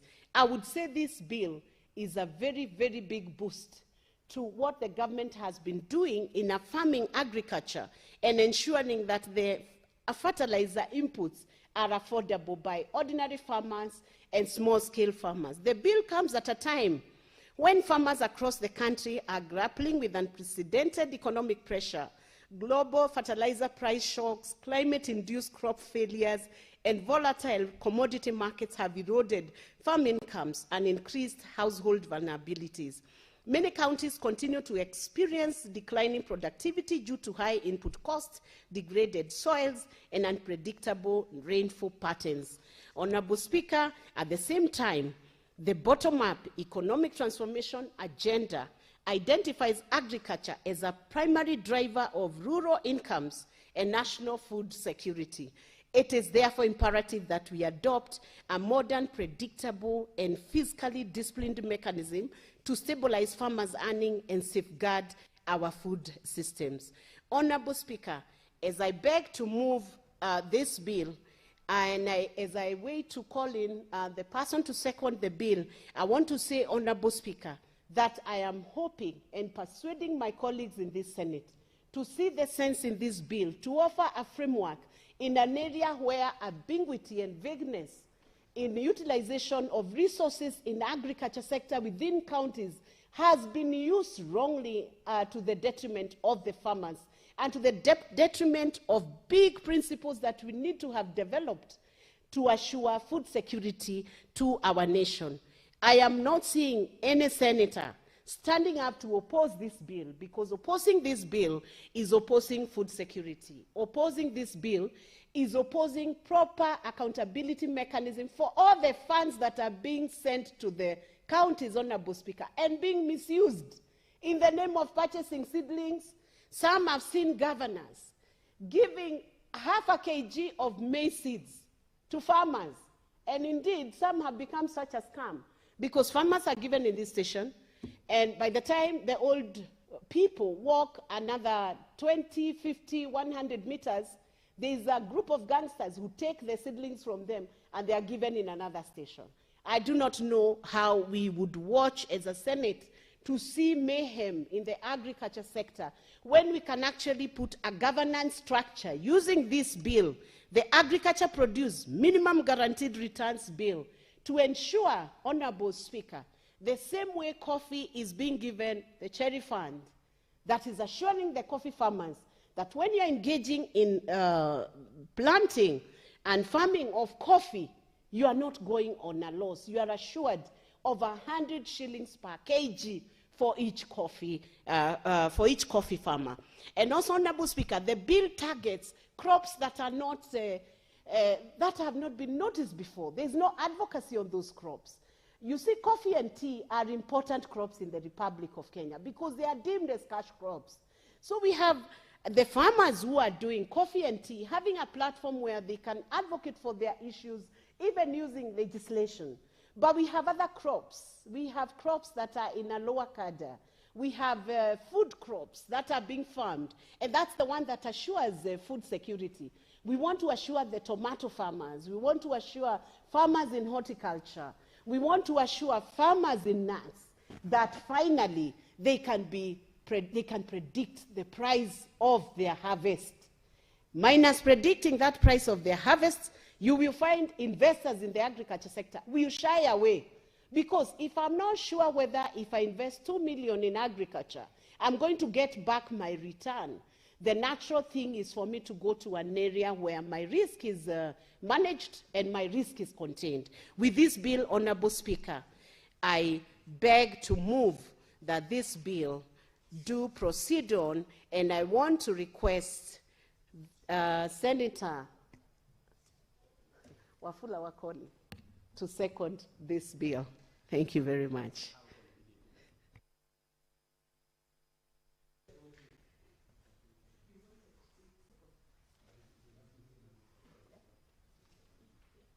Senator Wakoli. Thank you, Honorable Speaker. As ably articulated by Senator Veronica, this bill includes safeguards that ensure accountability, provisions for recovery of payment obtained through fraudulent means, and to ensure that the debts are recoverable with interest at the central bank. Honorable Speaker, the bill establishes a structure, data-driven and county-anchored mechanisms aimed at establishing farmers' incomes and strengthening agricultural resilience. This is a matter that our farmers have been struggling with for many, many years, and to ensure that comprehensive jurisdictions have shown that provision of funding support in agriculture produce has helped the growth and stability of the agriculture industry. Honorable Speaker, I want to conclude by saying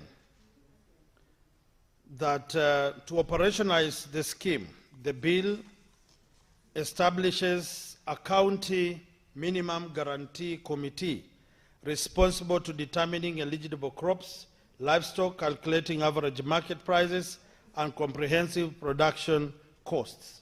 This bill shows that it is anchored in devolution, that the primary decision-making will be based on county prioritized products, crops, and this will ensure that every county has, and even the Kenya Kwanza government is building industrial parks, Honorable Speaker.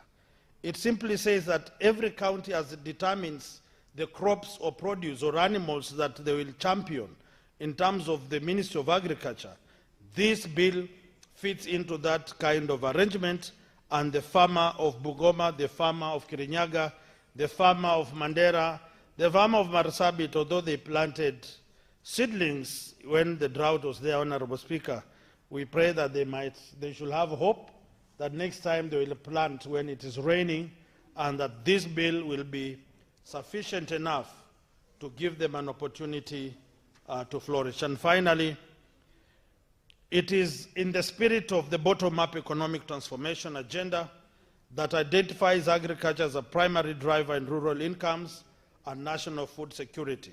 We are dealing with the drought now, Honorable Speaker, because many of the counties don't understand that the poverty that our people go through is devolved. They need to invest in agriculture. They need to give people the capacity and training to embrace agriculture. The young people of this country must not only wait for good, sumptuous meals on the table, but be encouraged that going to the farm is the best way forward and the earnings will be good. It is therefore imperative that we adopt a modern, practicable, and physically disciplined mechanism to stabilize farmers' earning and safeguard our food system. Honorable Speaker, the farming industry in Kenya, the sugar industry, as you know, we passed the bill the other day. The President told us we shall be getting bonuses. Mumias Sugar gave, but it goes a long way after this leasing of our factories, that this bill will go a long way to enhance that. We have macadamia, we have the avocado, we have the coffee, and all these products should be anchored in this kind of structured bill that our people have been lacking for many, many a times. Honorable Speaker, I beg to second. Honorable Senators, I propose the question that the Agriculture Produce Minimum Guaranteed Returns Bill, Senate Bills number 17 of 2025, be now read a second time. Senator Professor Kamar.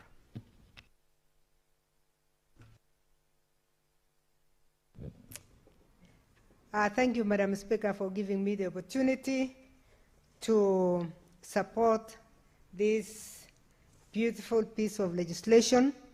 I want to congratulate my dear sister, Senator Veronica Maina, for proposing this bill. Madam Speaker, this, as the mover said, is not the first time that the guaranteed minimum return was done.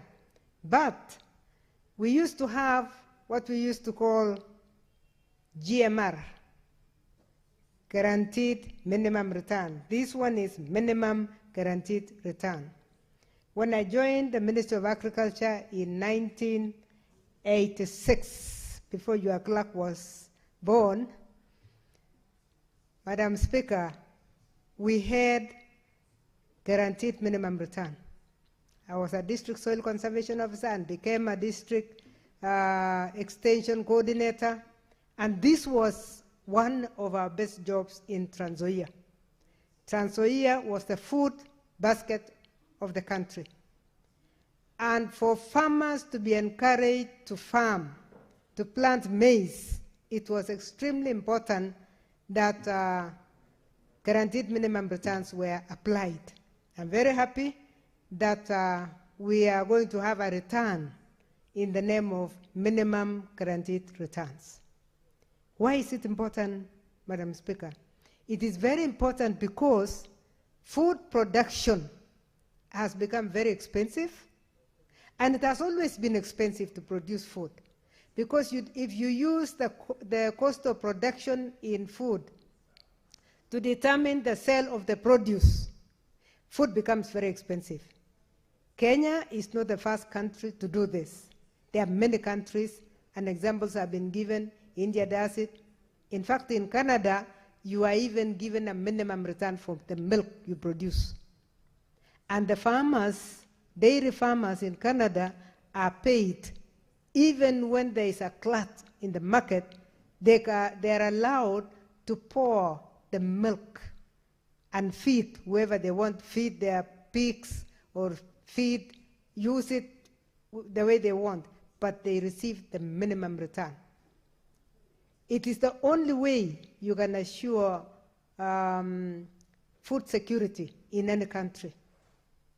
The support that farmers are getting now, the subsidy, again, is something that most countries in the European Union have embraced. Why?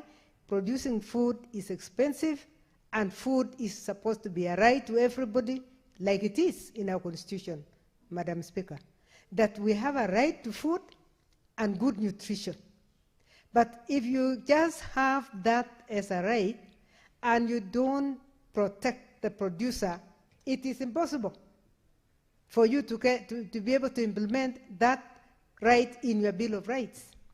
So it is very important that you actually facilitate farmers to give you, to ensure that you get the food that you want to guarantee, whether it be the students. Madam Speaker, you are with me in the Committee of Education, and we have been demanding from governors that children must be fed according to the policy for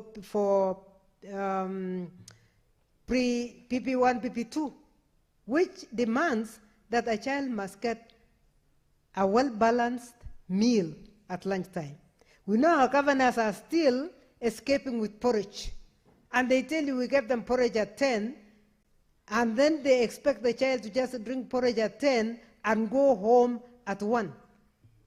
By noon, they are tired and they're sleeping in the room. So for us to be able to actually have food, even for the same governors, because I'm very impressed that this is a law that is going to be implemented dominantly in the counties, the county governments should look at the food that they require for their children and implement minimum guarantee return to the farmers that will produce. I'm seeing Gitui putting the mung beans in their minimum guaranteed return. I am seeing Trans Nzoia, of course, obviously in their maize, Bungoma in maize, Nandi in maize, Uasin Gishu in maize. And I like the way the bill has done, because it has given the freedom and the leeway to the governors to choose the crops that they are going to give the minimum guarantee for production purposes.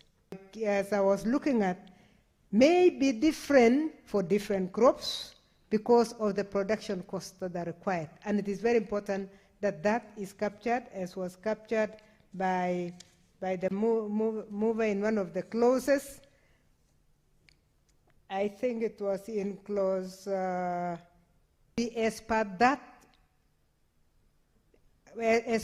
crop. I want to persuade the mover that it may not always be 20%. In our days, because I was an assessor, we used to assess, and we had economists that would give us the production, whatever they call the minimum production of Trans Nzoia, which was different from the minimum production of Elgeyo Marakwet and different from the minimum production of Bungoma. And we would have to use our own. So we would assess the production and the losses. It is also very important to note, Madam Speaker, that not every year is a good year in agriculture. Because of climate change, we have erratic rainfalls. Sometimes there are droughts that just come midstream and crops are destroyed.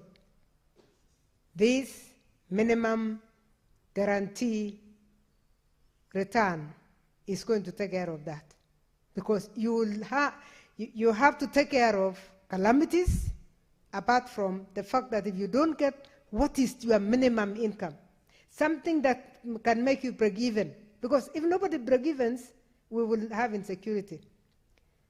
Madam Speaker, there is something new that is coming in Western Kenya and North Rift. We are discovering coffee for the first time in our lives. And because of the discovery of coffee, there is a lot of shift towards producing cash crops. We never had cash crops, and we do not know. And when the minimum returns was returned, when subsidy became debatable, then it became very difficult. So there is now a shift towards cash crops. And if everybody goes cash crop, then there is going to be a major problem in food security. So I want to support, and I believe senators will support this bill. And the only thing that I would like the mover to look at is to look at what is 20% for mung beans, what is 20% for maize, what is 20% for any other crop.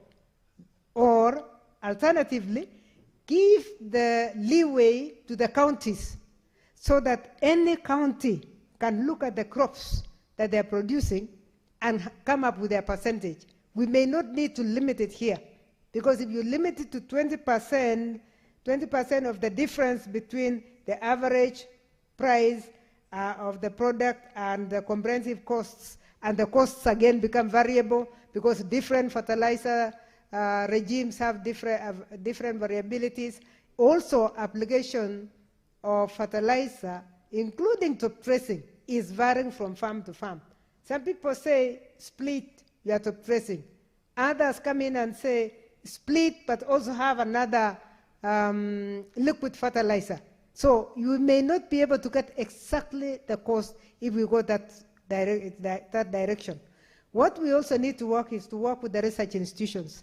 Let CARI tell us what the actual optimum yield is of the different crops in the different regions of this country, so that we actually base our minimum on what has been established by our research institutions. Otherwise, Madam Speaker, I'm very, very delighted, because I was involved in GMR before. I was an assessor in GMR, and I know it encouraged farmers, particularly in Trans Nzoia where I worked, to actually farm. Everybody was ready to work because they knew if there is crop failure, they knew they will get a minimum from government. Because if you are guaranteed that you are going to get your minimum, so we need to get the definition of minimum. If the minimum can be met so that you break even, then anybody can be able to produce food for this country. Madam Speaker, with those remarks, I beg to support. Senator Wahome Wamatinga. Thank you very much, Madam Speaker. I also like to support the bill as moved by Senator Veronica Maina. Indeed, Madam Speaker, Kenya is basically an agricultural country. The diversity of the crops that we grow in different regions, Madam Speaker, requires a bill like this that will give the leeway to the county governments to determine which crop has priority in their counties. But, Madam Speaker, as I support the bill, Madam Speaker, it's also imperative that we note that there are different counties that have almost the same produce. Mango is doing very well in Murang'a as it is in Makueni and other counties. What we lack, Madam Speaker, is a dedicated approach towards ensuring that we do manage the post-harvest losses. I do recall, Madam Speaker, we have a season in Nyeri County where everybody is harvesting avocado, at times macadamia, and because of lack of guaranteed minimum return, the farmers are left sitting on their crops, some which cannot be preserved for a long time, like avocado, they go to waste. Madam Speaker, to curb this, there must be an intentional approach from the county government, and I want to commend the approach that the Kenya Kwanza government had started of the KAIPs, County Aggregated Agro-Processing Parks, that were intentionally being established to ensure that farmers do not lose their crop. Madam Speaker, that did not see in many counties the light of the day. Political mispriorities, Madam Speaker, has led to the disaster, as was explained here by Senator Veronica, where the farmers in Murang'a were made to harvest their mango, believing that the county government is going to buy from them, only for the county government to leave them sitting on their mangoes, which went to waste. Madam Speaker, it is also important that we know that the advancement of technology, easy transport across international borders, and also the demand of organically produced produce, Madam Speaker, should be a major advantage to most Kenyan farmers who do farming without applying any chemicals. This, Madam Speaker, can only be leveraged if we also embrace our new markets. As we do that, Madam Speaker, also embracing technology to ensure that we preserve the produce that we have, so that the easily perishable goods like mangoes, avocados, tomatoes, and others, cabbages, Madam Speaker, can be preserved for a longer time. If you go to countries like Holland, Madam Speaker, you will find that they're using what they call the chalk freezing, so that they can preserve the produce without losing the vitamins, without losing the nutritional value of the same, but they extend the shelf life by several months, Madam Speaker.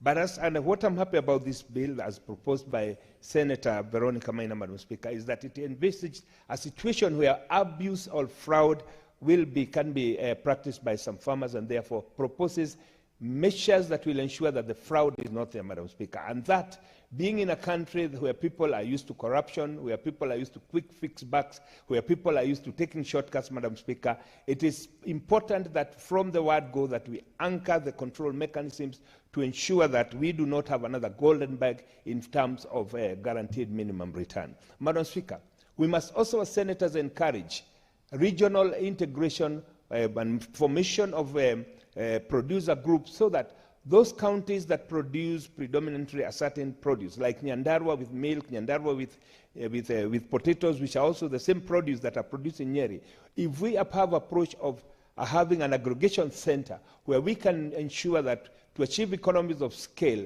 we will achieve the number, the quantity that we need, and the quality, most important, Madam Speaker, so that we can be able to give our farmers not only benefit for value for their money, but also ensure that they attract the top dollar by ensuring that they produce the right quality. Madam Speaker, it has been said by the mover again, and this is also very, very important.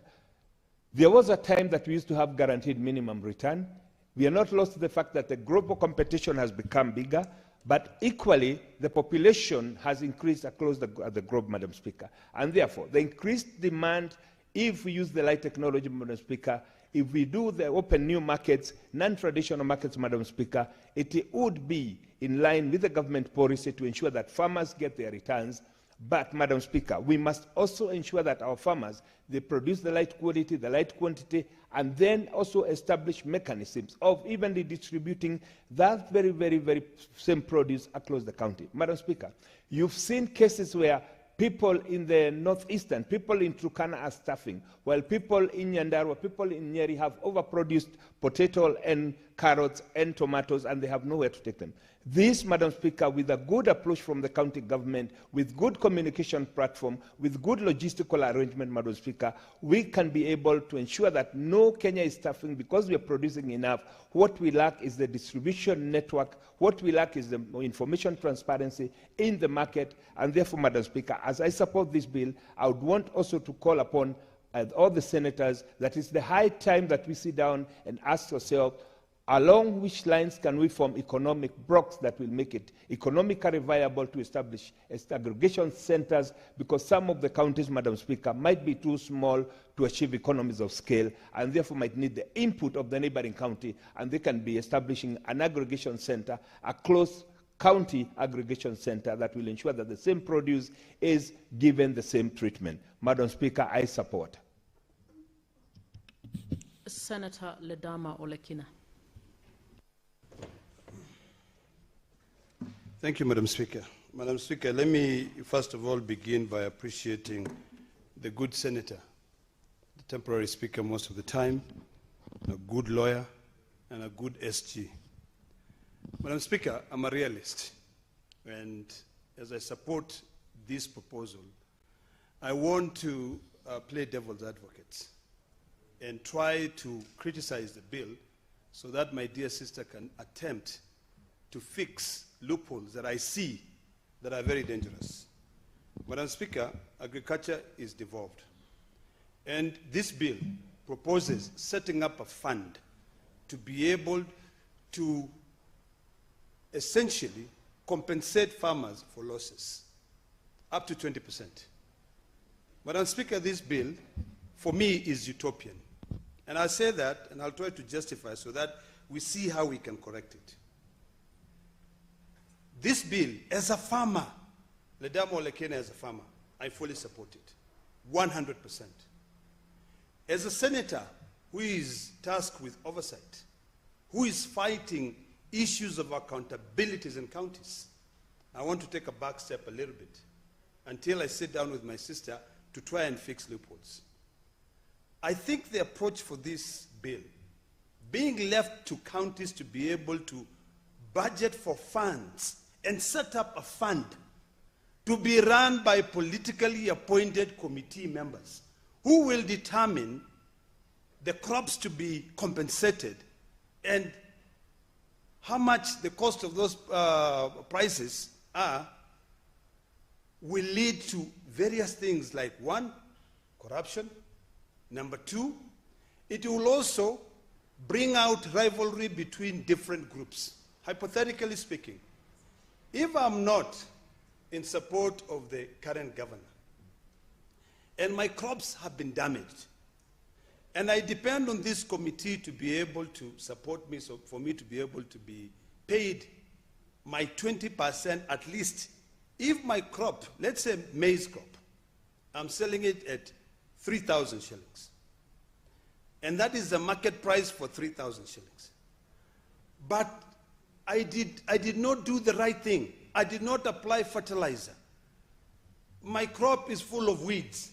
So the person coming in to buy them will only pay me 1,000 shillings.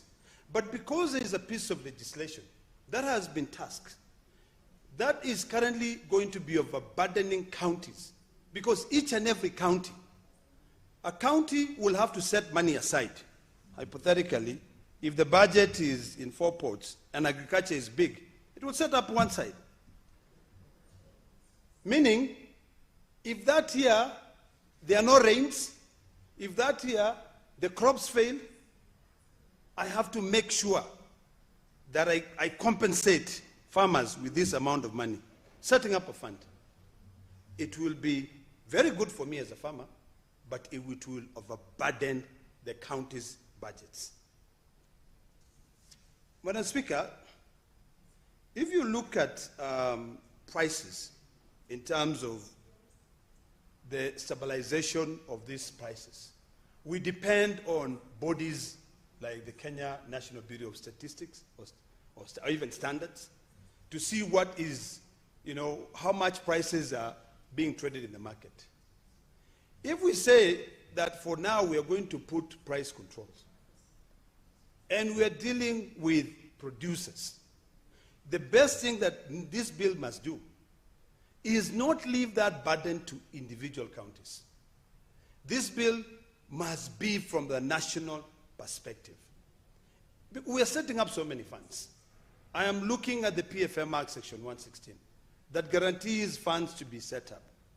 This Senate did work on establishing funds to be used by all hospitals in the country.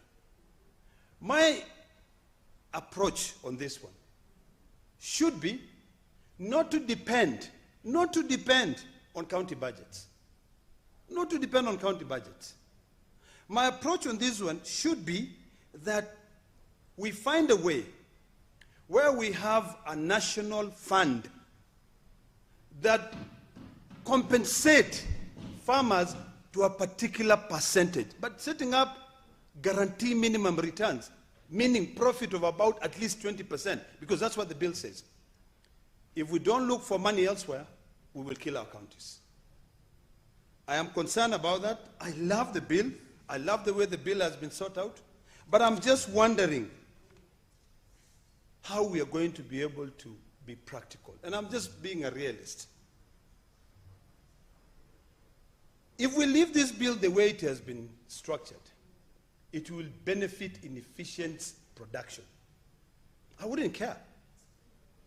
Furthermore, there's a fund there that will be able to guarantee me that now that I have a cow, and this cow produces 57 liters of milk.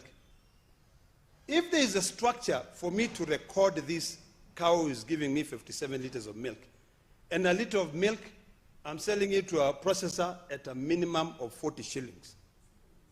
If it goes lower than that, the first question to be asked is that, have you reduced on the feed that you are feeding this cow?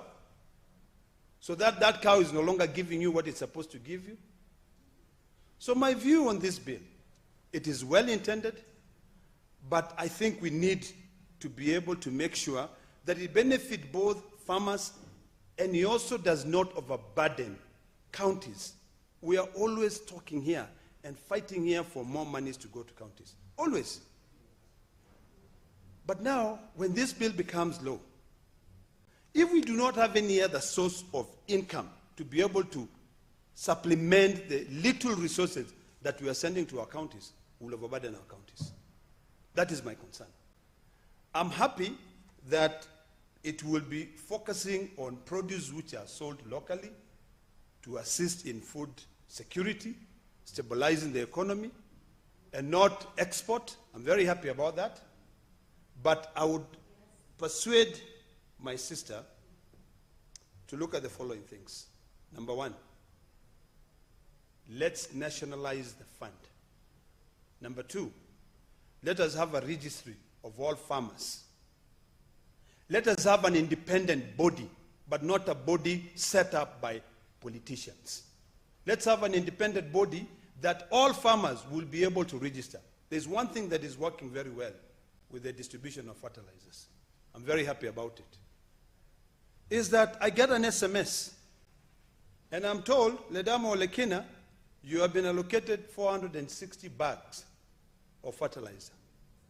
When I want to buy the fertilizer, I will share the text message. If I can afford 100 now, they will send me another one telling me that it is 360 which is left. So there is a structured way. That is an independent body that does not require me to know anybody. I can send somebody, they can take that text message, and it can work. Okay? So, I know we're in a rush, but I do not want to rush this thing because I'm a farmer. So allow me to go through all my points without getting disrupted, because I think laws are better developed in a way that, Madam Speaker, can you protect me from unnecessary Senator annoyance? Betu, Can I just Senator Veronica, deliver? You will find your time to come in. please listen in silence. It doesn't matter. Senator Methu, you're out of Not order. the speaker. Senator Methu, you're out of order, I please. mean, it's completely insane to tell me that Senator, But you're out of mind. Senator, you are getting out of order. Why? Why is he out of order? Senator Methu, you actually are exchanging without going through the speaker. So I would request that you listen to Senator Ledama to finish, please. Senator Ledama. Madam Speaker, I'll use my 6 minutes. So if my brother from another county is pissed off, he can walk out, because I've got 6 minutes to, actually 5 minutes. Madam Speaker, good laws are designed in a way that they're criticized, they're challenged, so that they can better this country. I am always of the view that sometimes we over-legislate. If we over-legislate, a lot of these bills that we pass here will end up not being able to be implemented. I want to fully understand, for my dear sister, how realistically our counties are going to fund this bill. I want to seek some amendments for my dear sister. And the amendments which I have noted down are one. Number one, to enhance accountability. To make sure that we enhance accountability, set up an independent committee that evaluates the losses. Number two, demand that for every farmer who subscribes to this minimum produce or guarantee of minimum produce takes a crop insurance policy, so that you've got shock absorbers. You've got the insurance here taking care of a certain budget. What is left, the government can be able to absorb.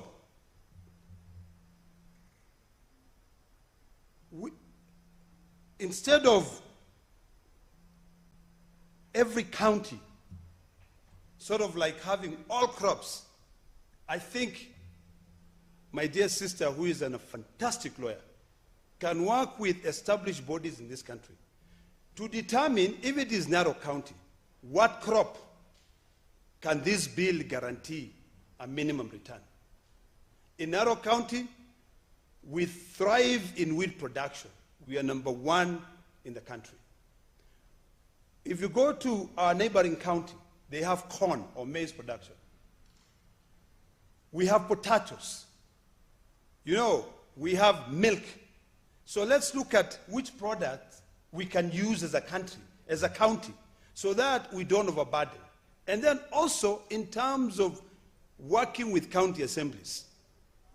County assemblies must put a ceiling on the budget that each county should be able to allocate to compensate farmers. That is the only way, Madam Speaker, that I foresee this bill not rewarding inefficiency. That each farmer will also guarantee that when you are actually, when we were growing up, we had field officers. What are they called? Extension officers. Let us introduce extension officers in this bill, such that today, if Ledamo Lekena is planting corn, when I'm planting, and I want to make sure that I'm guaranteed my profit, I work with the county government, I work with those field extension officers, they come. Senator Ledama, I'm sure you mean maize. What? Corn and maize. Okay, maize. You're right. Corn and maize is the same. So if I'm growing maize, I register with that committee, an independent committee, that I'm growing 100 acres of maize.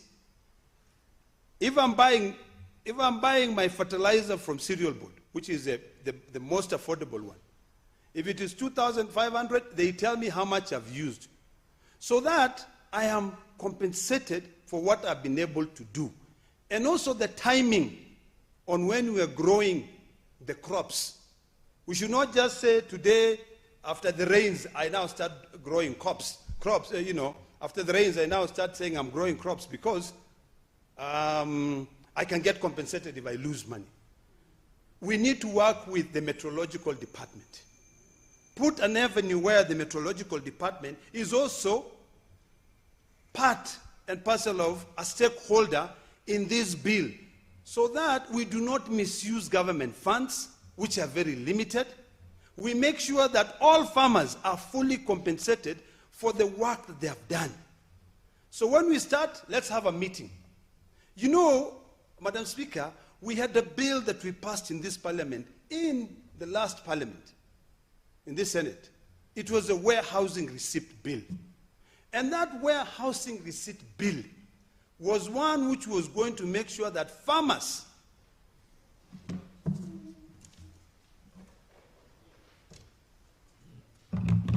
Honorable Senators, it's now 6:30 p.m., time to adjourn the Senate.